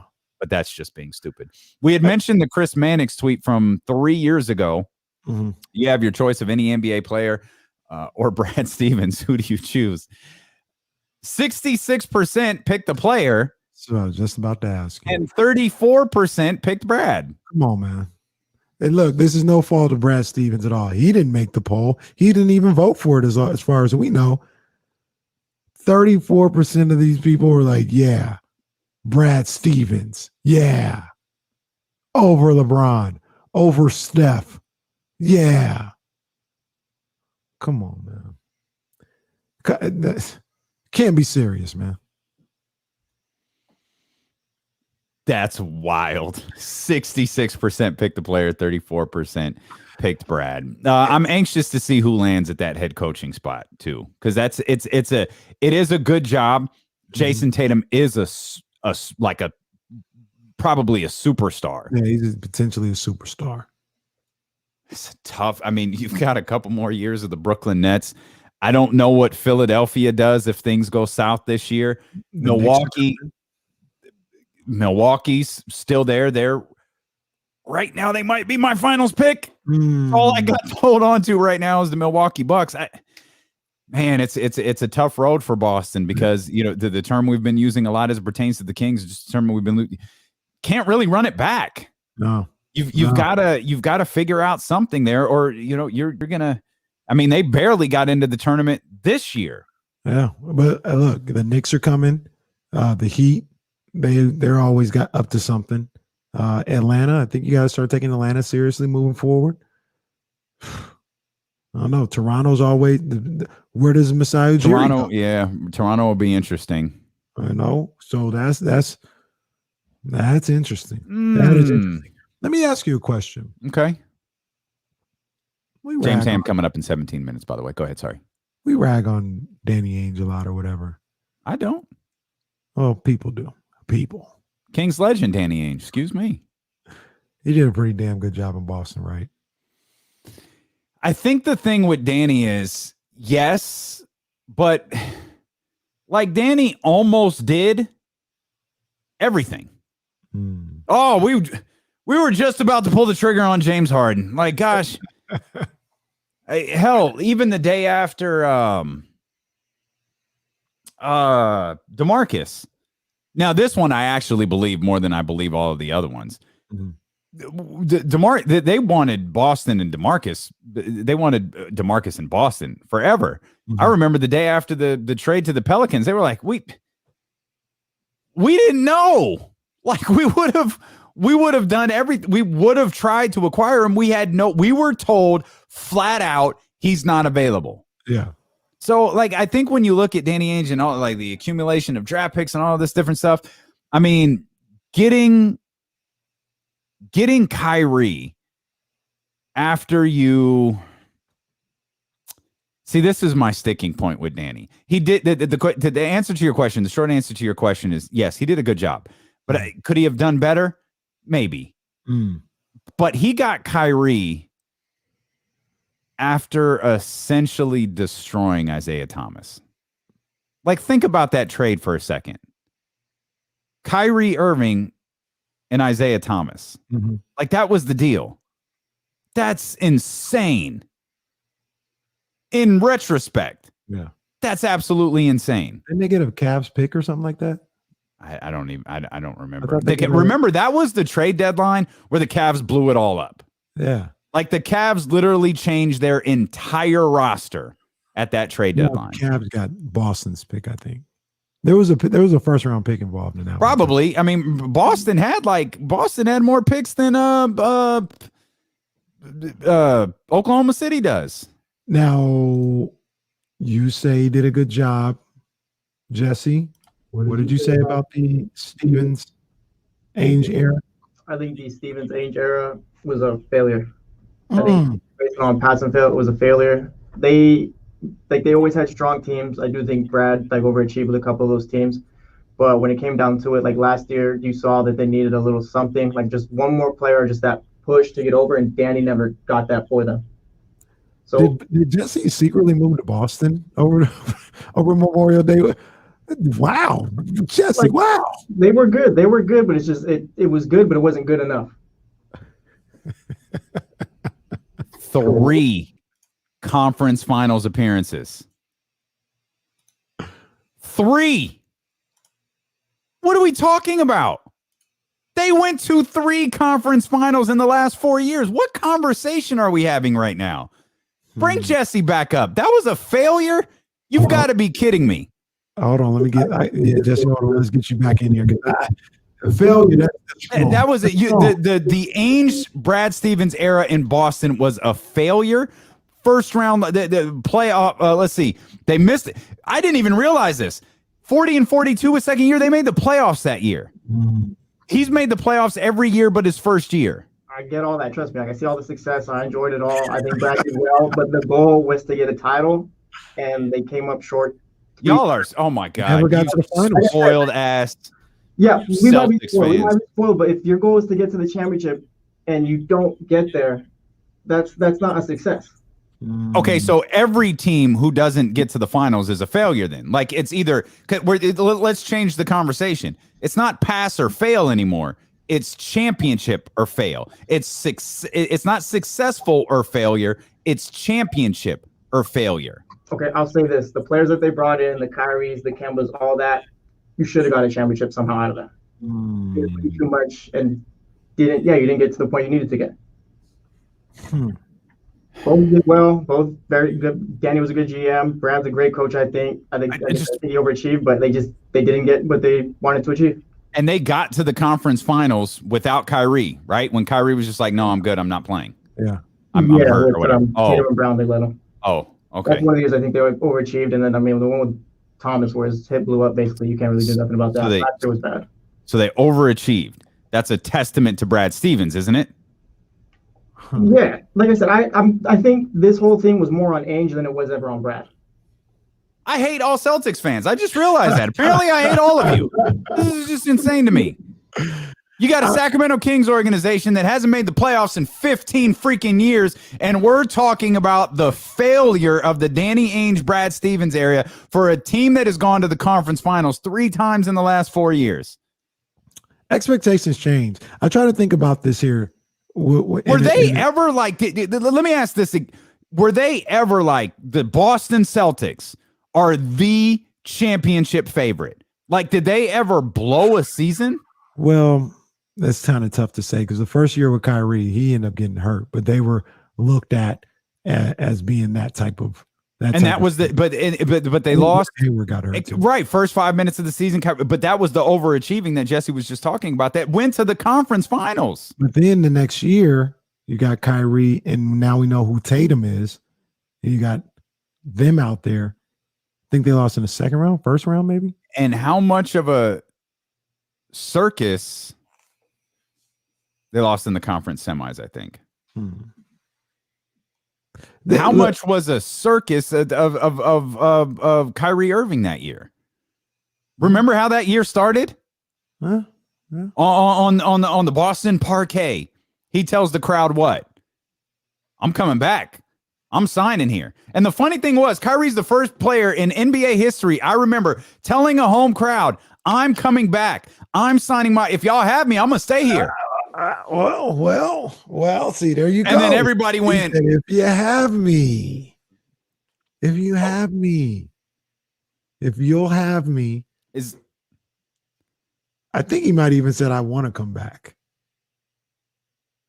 There was a lot of hidden. It was one of those things like almost we talked about this Strowman, and Bob Brentley and all this other stuff. I remember when I heard Kyrie say what he said, and the headline was, Kyrie says he's coming back. And then I was like, oh, okay, well, let me hear what he said. And I was like, oh, he didn't say that at all, actually. I'm desperately trying to find the video on Twitter as quickly as I possibly can. But I will say this, as being a fan of a team in the 49ers that has different expectations. If John Lynch and Kyle Shanahan came in here like right now, see, they came in at a different time. It was almost an expansion team. But if they came in right now, the way Stevens and Ainge were together, mm-hmm. and the expectations were 6 Super Bowl, and they failed numerous times, I'm not going to speak that glowingly of them. Can we also remember what happened, like when Brad Stevens took the team over?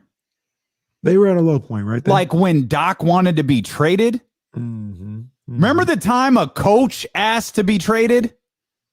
And then you pulled off the heist of the century with Brooklyn in shipping off your aging stars there, who swore they're ride or die with the Boston Celtics. They talk about the Celtics as if they're lifers, but remember, they jumped ship after they couldn't beat LeBron James. Oh, we're gonna go do it in Brooklyn because this guy is gonna spend all of this money and he's gonna make us great. How'd that work out again? Right. They've just they just dug themselves out of that hole, like 2 years ago. No, terrible. They're in pretty decent shape now. But still, let's not forget that that's where Brad Stevens took this team over.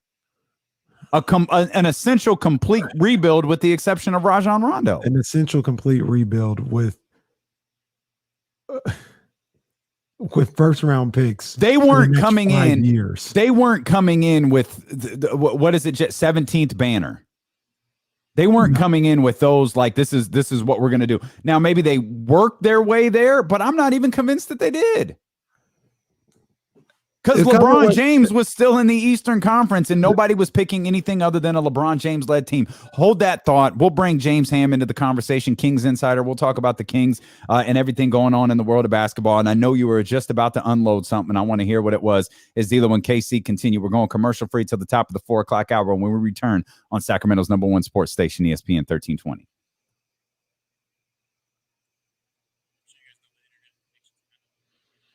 Yeah, I heard that at the end. Yeah. Well,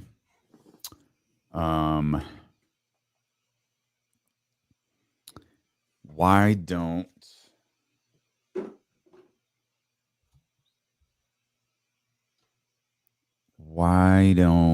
you pod me up on your board? Okay. Don't disconnect anything. Just pod me up. There we go. And let me try something here.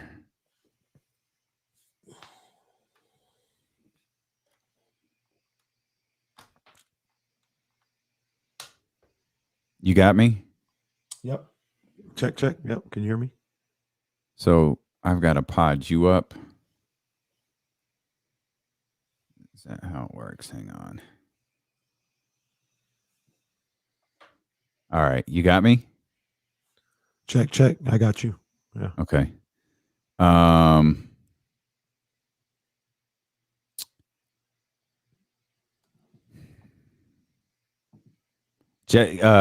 Jesse, are there any echoes? And you'll have to relay this to me because I can't hear Jesse. Any echoes, Jesse? You said no? No. You said okay. Clear. No. Okay, so since the internet connection was spotty, it was probably, I'm assuming it was mine. Let's run Ham off of your board. Okay. So pod me down real quick, and then when I first throw to James Ham, pod me back up. Okay? That makes sense. You're down right now. Okay.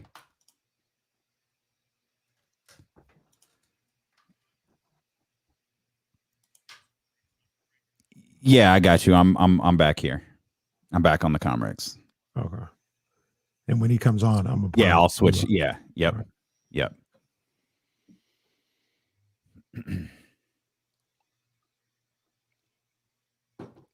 I cannot. I mean, the 49ers have signed so many players that I am unaware of. Yeah, they're signing somebody every day. Mm-hmm. I cannot find that clip on Twitter of Kyrie talking to Boston.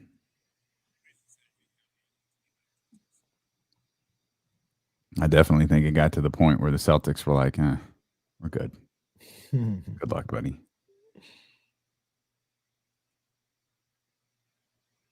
Good luck, pal.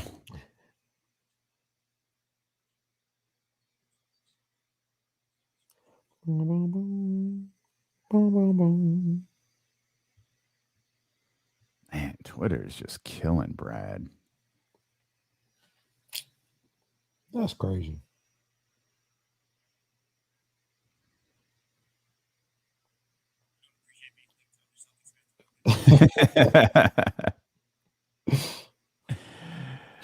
What's up, James? James Ham in the house. What's going on, gentlemen? How are you? I'm good. Excellent. Lots to talk about today. Am I lighter than last time? Last time I felt like it was way too dark. They look it's really crisp picture right now. Yeah. I use a Canon 60D. Wow. I use a digital SLR to That's my James Ham. Okay, hang on, guys.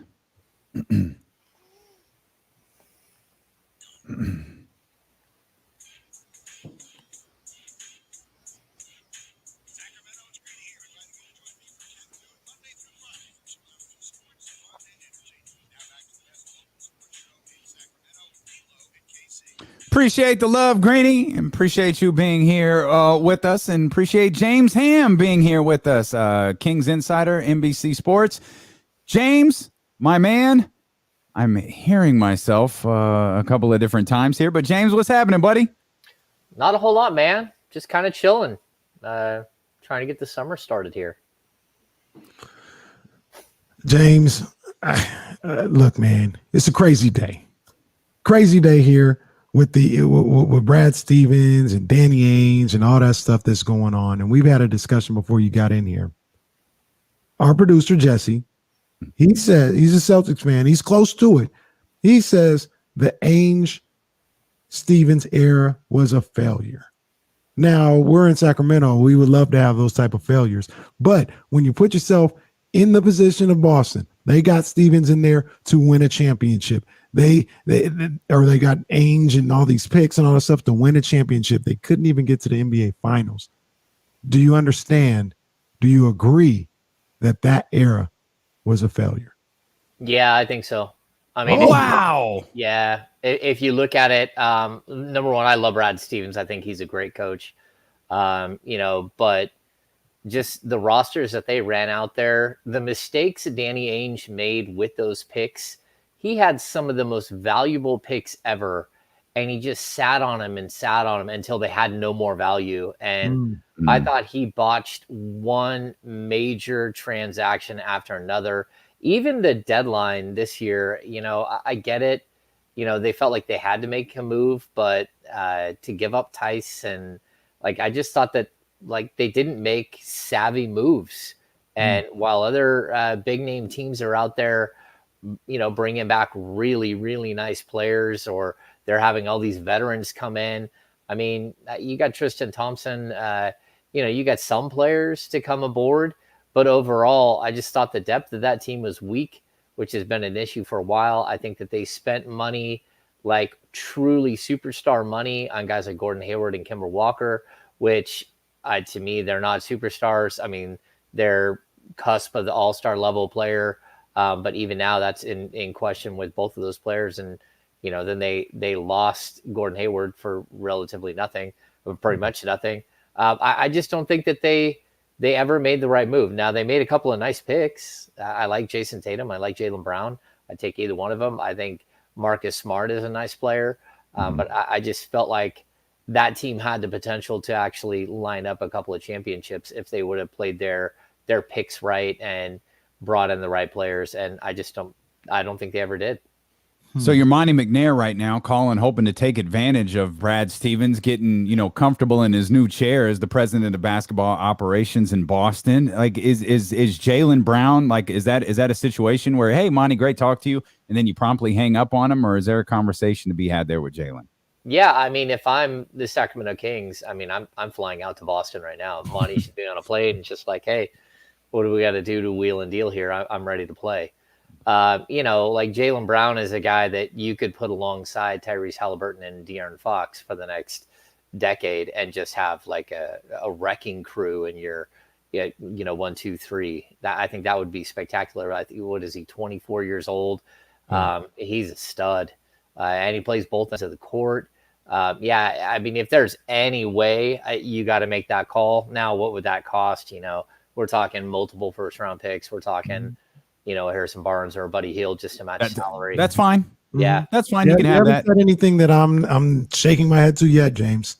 Yeah, but I think Boston is still shaking their head. Yes, so that's the problem. I mean, I think that's going to always be the problem. But that's the type of deal where, like, if it takes 3 first-round picks, you got to swing for the fences at some point. You got to go out and you can get a star-level player that's 24 years old if he becomes available. And I'm not sure if he's going to become available. I think everything at this point is conjecture and just people pie in the sky stuff. But, that's what basketball is about. That's what Danny Ainge has done leading up to every single trade deadline for the last 5 years is made. Almost had him. Made this crazy circus and then comes away with nothing. And, it is what it is. Now on a smaller scale, because I think I've brainwashed Damian, and maybe even brainwashed myself into just having these random trade ideas out almost once a show. All right, but multiple times possibly. He came up with another one. He came up with Buddy Hield and this year's first round pick from Marcus Smart.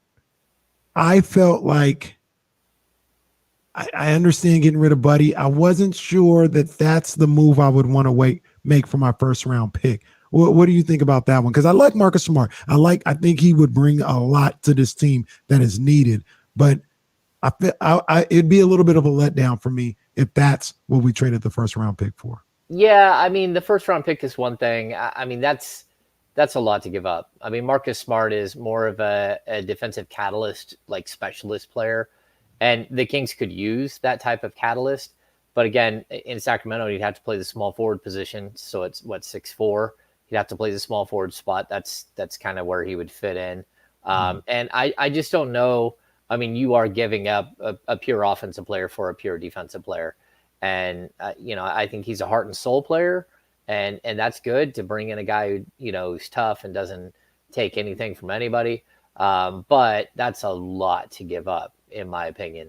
And, I'm sure we'll talk about this, but Buddy Hield's contract is not untradeable. I mean, if Joe Johnson could get traded when he was owed like, I don't know, 60 or 70 million, whatever it was, then anyone can be traded. There's always somebody who's willing to buy somebody. And so you just have to sit back and wait a little bit. James Ham with us here on D-Lo and Casey. Joe Johnson had the most untradeable contract in history, and it was absolutely moved. But at least let's talk about. They got some bad ones now, though. Yes, John Wall's contract.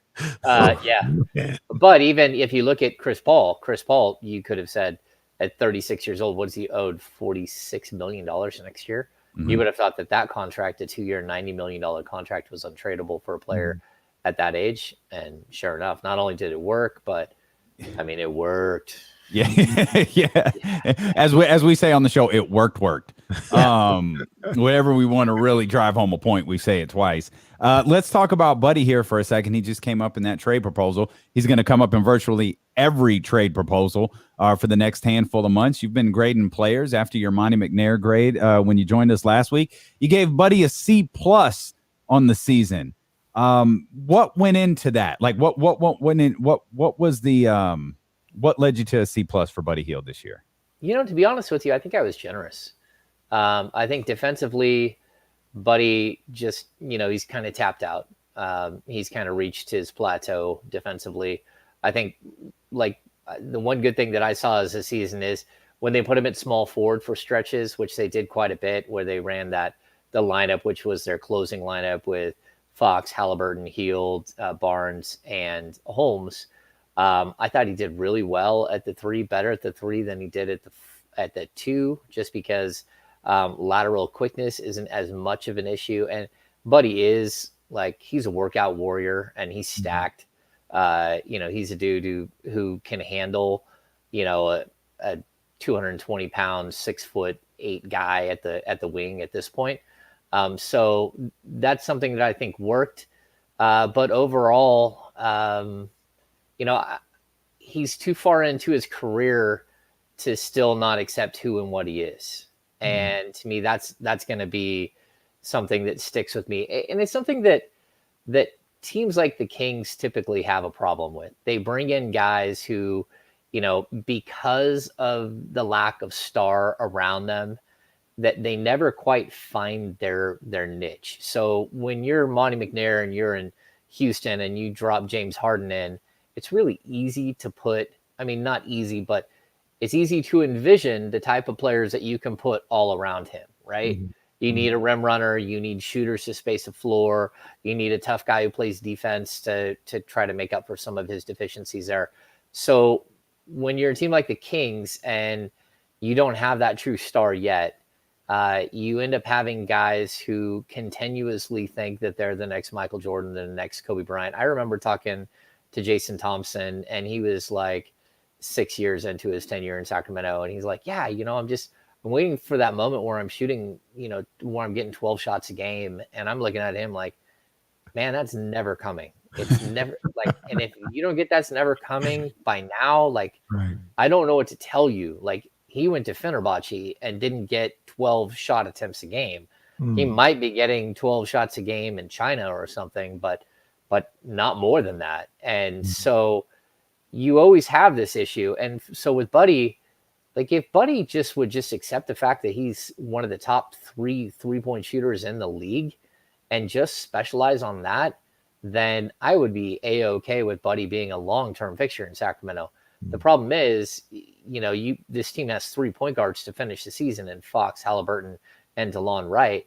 And you are watching Buddy Hield with 2 of those guys on the court alongside him, dribbling out the shot clock, thinking he's a point guard. And it's just like, man, just understand your role and go play your role and be as good as you can at your role. He should be averaging 23 points a game. If he's shooting over 10 3-pointers a game, that's just crazy. He should be out there with no problem. He should not be dropping from 19.2 to 16.6 or whatever it was this season in points per game.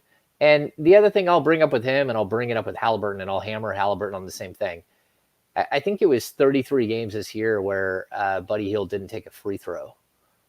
To me, like, dude, you're a shooting guard. If you cannot draw contact, and so when I watched this season specifically, we heard about it early and we heard about it often. Teams were top blocking Buddy Hield. He didn't make an adjustment the whole season. He couldn't figure out. I mean, we got Trae Young literally doing like the Papa Costanza stop short move in the lane and getting foul after foul. And Buddy Hield can't figure out to, when a guy's running over the top of a screen at full speed and putting his hand over the back of his head, Buddy's couldn't figure out how to take a half step backwards and take charge on a 3-point attempt the whole season. Right. And so for me, that's just, and there's something else sneaky in there. From what I've read, that Buddy Hield had if he played 70 plus games and shot over 85% from the free throw line, he got a $500,000 bonus this year. And I think it fell into the bucket of like almost assured bonuses, things that he was like expected to get. And in the last game of the season, he came in shooting like 85.1. And then he got fouled on a 3-pointer right before the first half in the final game of the season. And he bricked the first free throw. You could see his arms noodling at the line. He bricked that free throw. He dropped to 84.6, I think, or 84. No, it's 84.6. Wow. And if I'm right about that 85%, he didn't get his bonus. That's crazy. And then he tried to get to the free throw line like 4 times in a row to end the first half because you could see that like he knew the number. But the problem that I have is not that. The problem that I have is that he got over 85% and then didn't shoot a free throw for 4 games leading up to that final game. And then someone fouled him shooting a 3. And it's like, so that's, those are things that stand out to me. It's the little things like. Those are called business decisions. It's a business decision, but when 4 games left in the season, you actually still had a shot. Yeah. And you're worried about those things. And James, I'll take it a step further with Buddy Hield because number one, your C+ probably is generous. I don't think you ask a lot of people here, they'd be like he's an F. There were things that Buddy did this year that I saw improvement. Like I felt like and this is maybe the bar is super low, felt like he tried on defense a lot. He wasn't always in the right spot, but he was giving an effort. He was legitimately trying, and it just didn't work out. I thought his relationship with Luke Walton, at least outwardly, he was out there making an effort to be on the same page with Luke and not trying to cause no scene with that. Maybe that had to do with the fact that he stayed in the starting lineup, whatever the case may be. But there were things that he wasn't a complete failure this year, I don't think. But you talk about understanding your role in this league, and I just look at Buddy Hield, and I'm like, man, why can't you accept being a sixth man? I think you are best as a player there. I think that's where your skills are accentuated a little bit better. Your weaknesses aren't as exposed being a sixth man. And it's a situation where, buddy, you like to shoot, you like to get them up. That's your job, to come in and shoot. That's your job to start cooking. You're going to play probably about 25 minutes a night. And if you're cooking, they're going to leave you out there for longer. If not, all right, they'll move on. I know me and Damian have this talk all the time. I know people want to start at the professional level. I get it. I understand it. But he's already paid. He already got a certain level of accolades in this league. I don't understand why he won't embrace the six-man role a little bit more. Yeah, he won't take that at all. I mean, it is what it is. I'm not even sure. Like, I found it strange that he started the entire season. I thought there were multiple times when he had really struggled and could have been replaced. And actually, I'll even be honest, should have been replaced. But at the same time, like, look, it's why I try to be fair and balanced. And people don't always agree with my fair and balanced. They certainly, don't agree with me on being fair and balanced when it comes to Luke Walton. But I mean, Buddy Hield made 282 3-pointers. I mean, it's number 9 all time as far as most 3-pointers made in the season. Yeah. And he only played 71 out of the 72 games. It's usually out of an 82 game schedule. He would have been top 5, like 3-point shooting number of all time if there would have been an 82 game season and he would have played, because that Buddy plays. And I'll say this too. He improved as a passer greatly. He figured out the 2-man game with Rashawn Holmes, where he made some really nice dimes, for wide open pick and roll dunks for Holmes. So I like that. I think he averaged 3.6 assists per game, his highest number of his career. So there are things that he did get better at. It's just the fact that, look, man, you at some point you have to be able to stay in front of your man. I mean, when he kept his man on the perimeter, he held his man to like something like 1.2% below average. As soon as they stepped inside the 3-point line, which was most of the buckets against him, he gave up like 8% over league average from every spot on the floor. Like, that's just not going to work out if you're a starter. And when you talk about coming off the bench, I've kind of always been like, one way or the other. He's going to play 30-plus minutes. It really shouldn't matter that much. But I think Buddy Hield would have a better opportunity to stay in front of second-team shooting guards for more minutes out of his time than he does against some of the great starting-level shooting guards.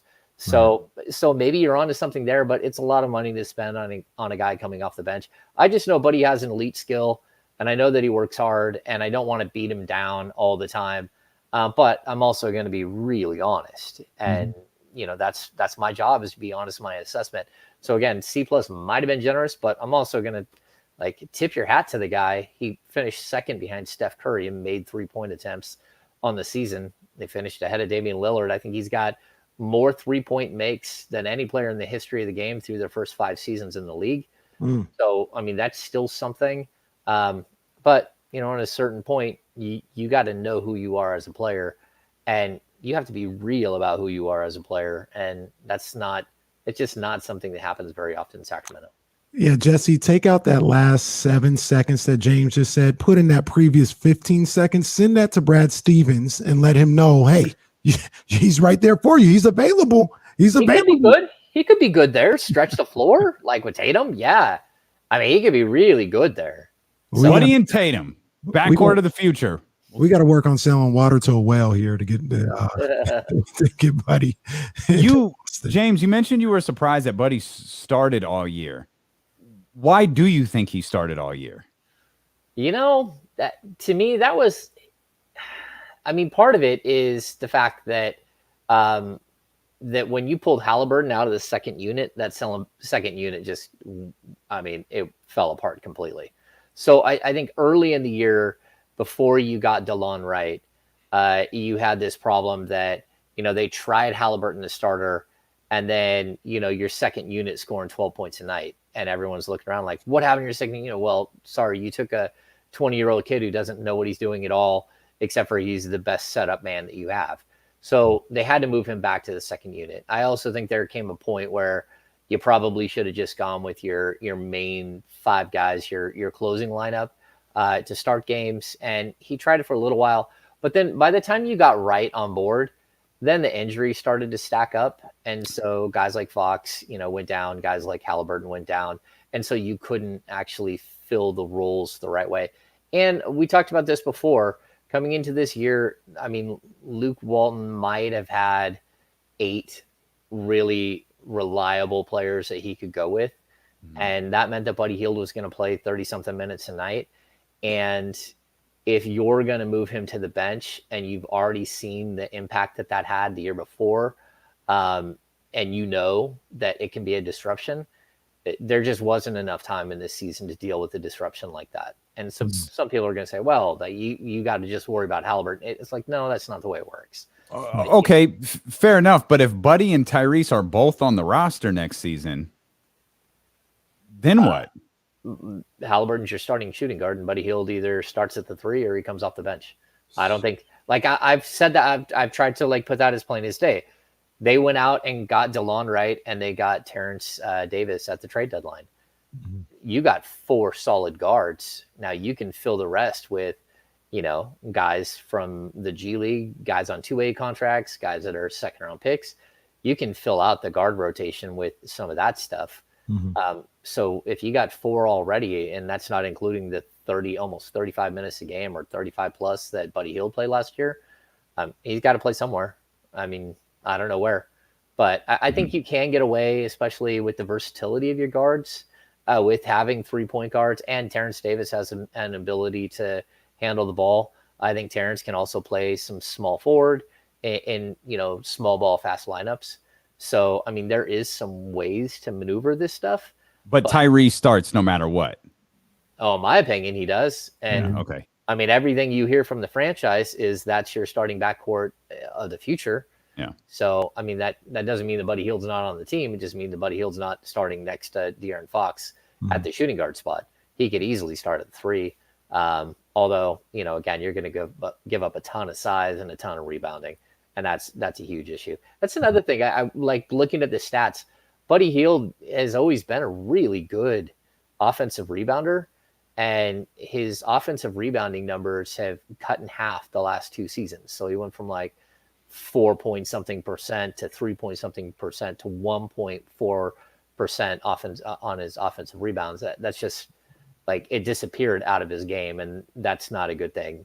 The Kings needed more people rebounding. They did not need less people rebounding. James, we talked a couple of different times about potential trades and teams to target.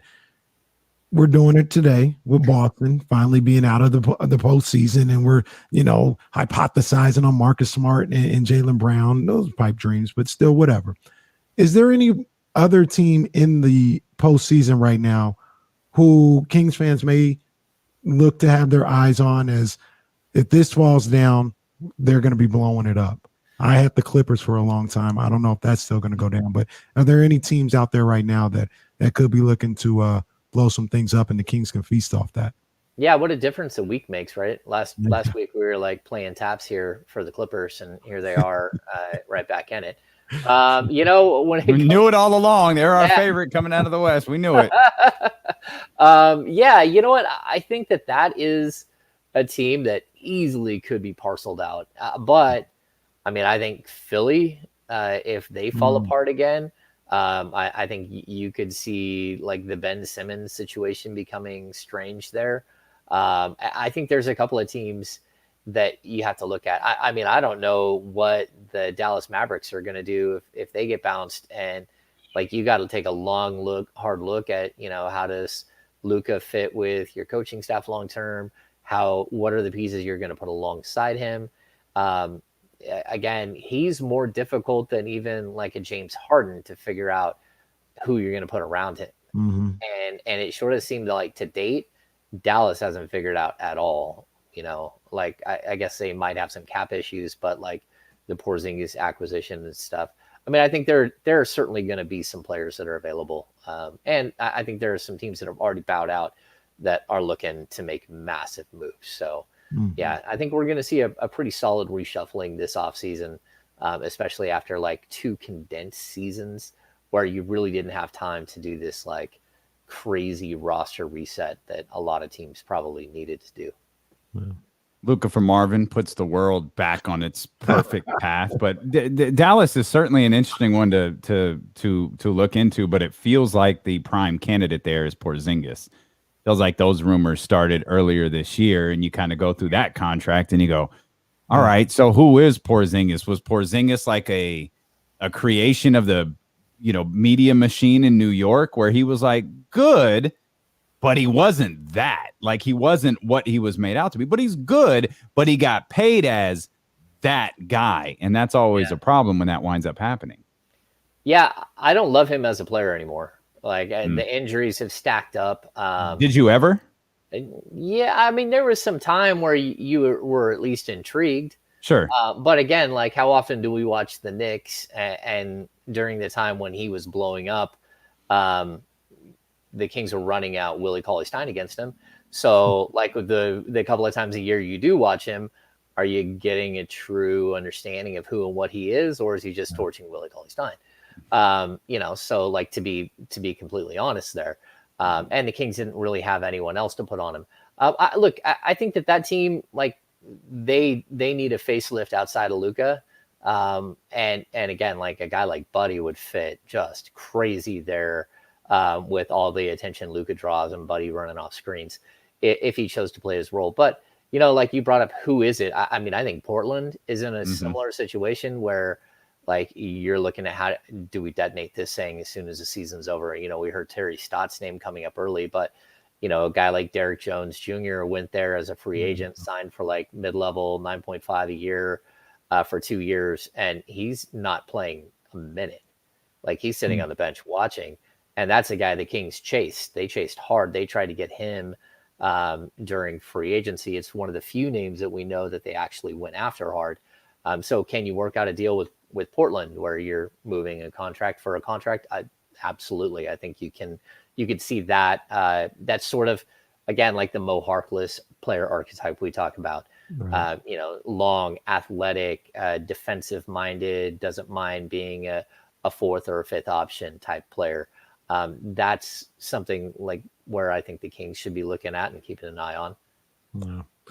Let's talk a little bit about the playoffs in general, James, and just some of the things that you've seen. And we like to put a smile on Kings fans' face out here. And tough season, no playoffs again. But seeing the Lakers possibly get bounced in the first round, that got people smiling a little bit out here. Are the Lakers done? I mean, as a contender, they're certainly done this year.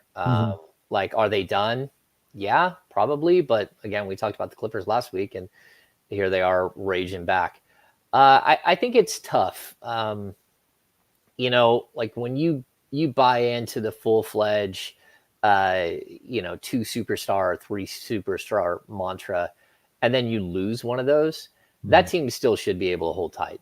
You know, the fact that Schroeder isn't playing well, the fact that, you know, you've got Andre Drummond, Marc Gasol. I mean, look at the monster Montrezl Harrell. They have all of these players.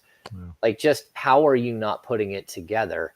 And I think last season we saw them just put it in cruise control and just beat everybody. And like, so like, I don't know fully what to make of it, except for I'm pretty, you know, I think we're seeing the end of the LeBron James era. Now, that doesn't mean he can't make another run for 1 or 2 more seasons. He's just not a dude who can throw a solid talent-based team without AD. You can't just throw them out there and expect them to hold their own against everybody. And I think it's actually a really good thing for basketball to watch a team like the Suns rise up, to watch a team like the Denver Nuggets rise up, to watch a team like the Utah Jazz rise up. This is good, like where we're not just seeing super teams. Now, I still think the super team is going to walk in and win the whole thing.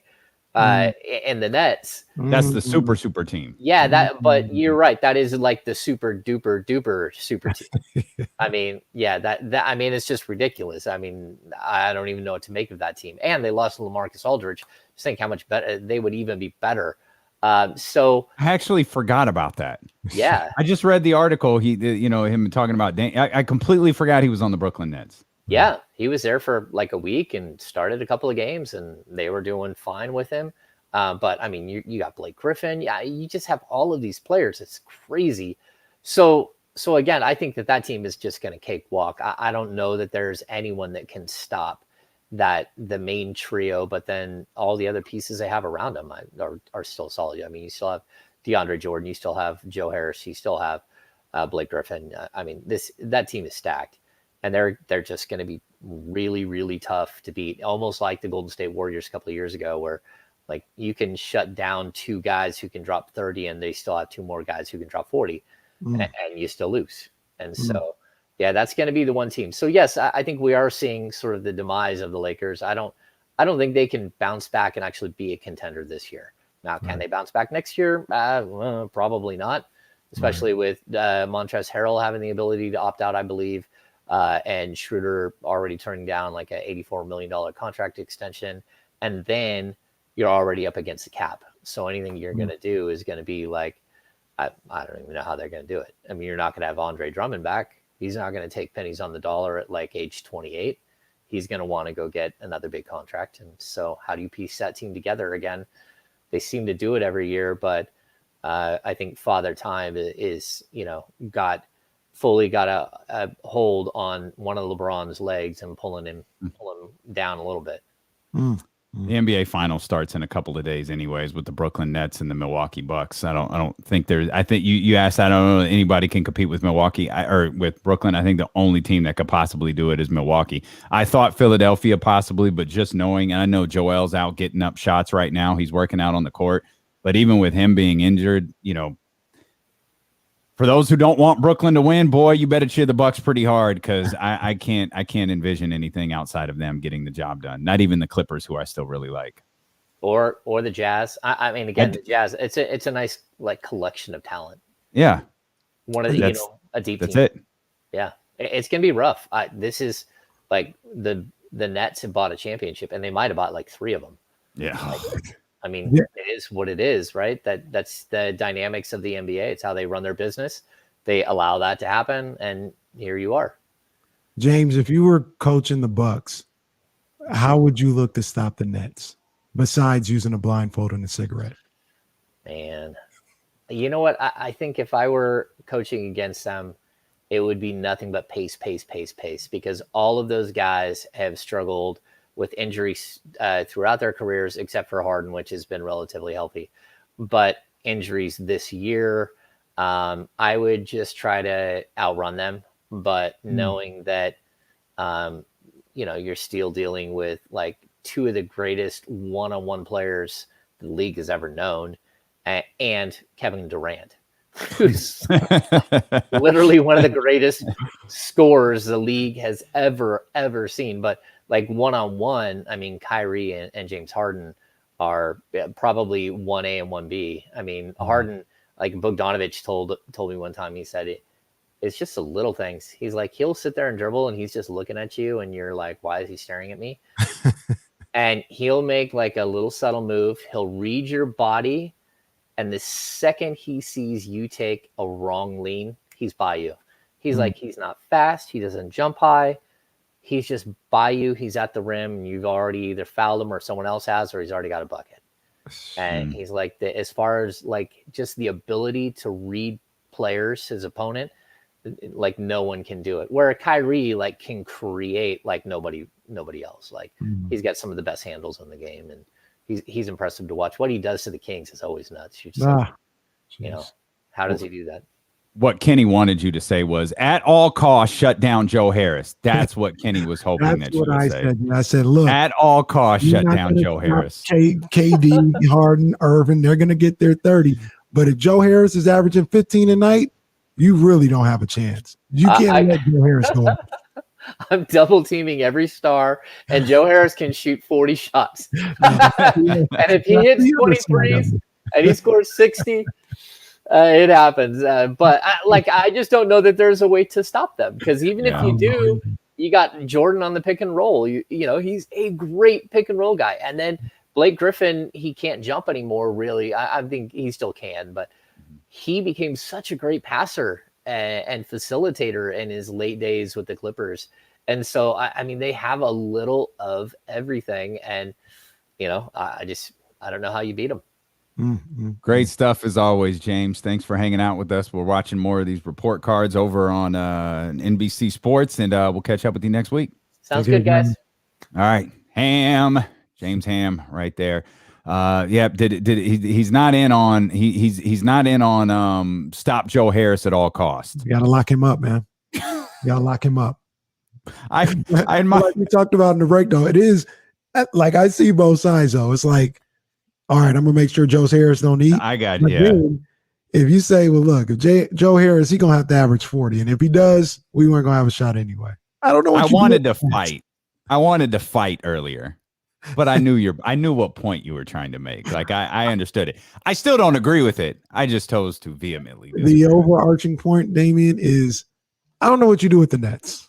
Yeah, that's the thing, and that's why Coach Bud can fix all of these rumors. Damn it, pal! I don't know if Bud's going to make it out this year. You might have to move on. Might have to go in a different direction. Man, you silence all of that nonsense by finding a way to beat what feels like the unbeatable. And this again, and maybe it's time, but this doesn't feel like the Miami thing. No, this doesn't feel like LeBron and Bosh and Dwayne Wade, and those guys were great. This doesn't feel. I mean, if anything, it feels like Kevin Durant joining the Warriors, but even that, it feels different. Like this is just like an odd collection of talent who weren't on the roster, 2 years ago, and literally have just, kind of formed together. And then unlike the Heat, where you had, they're not no names, but you had like the Mike Millers, and then I think Damon Jones was in there somewhere. And Shane Battier was on there. I completely forgot LaMarcus Aldridge was on this freaking team.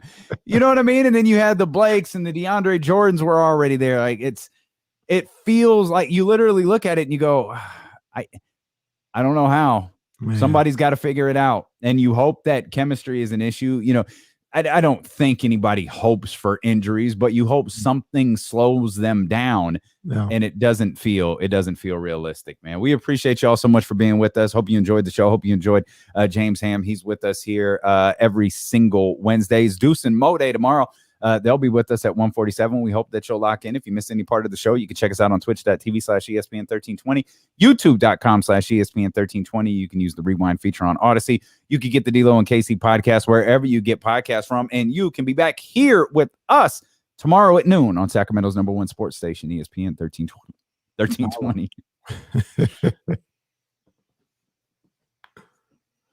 That was all one breath. I was like, woo. All one breath. I was thinking too in the middle of it, I'm not gonna make it. I ain't gonna make it through this. Not gonna make it. Nope. Oh man. All right, I gotta get to the kiddos today on Wednesday. Oh, there we go. Okay. Yeah. That's all right. I got a meeting with Danny in San Francisco. Hopefully he didn't hear hopefully he didn't hear the 45 seconds of wrestling. Damn it. Just nobody listens to that crap. So turn you off. Thousands of people turn you off in that exact moment. Thousands of people. That'll put some butts in the seats. Going away in droves. Droves. Oh, boy. They're out on you like Buddy playing defense. Hey, friendly reminder, go to dopeones.com. I really got to get the dope ones on the phone. There's some things we got to talk about. Dopeones.com. Use the promo code DLOKC for 10% off. That's DLOKC for 10% off. Go to the dopeones.com.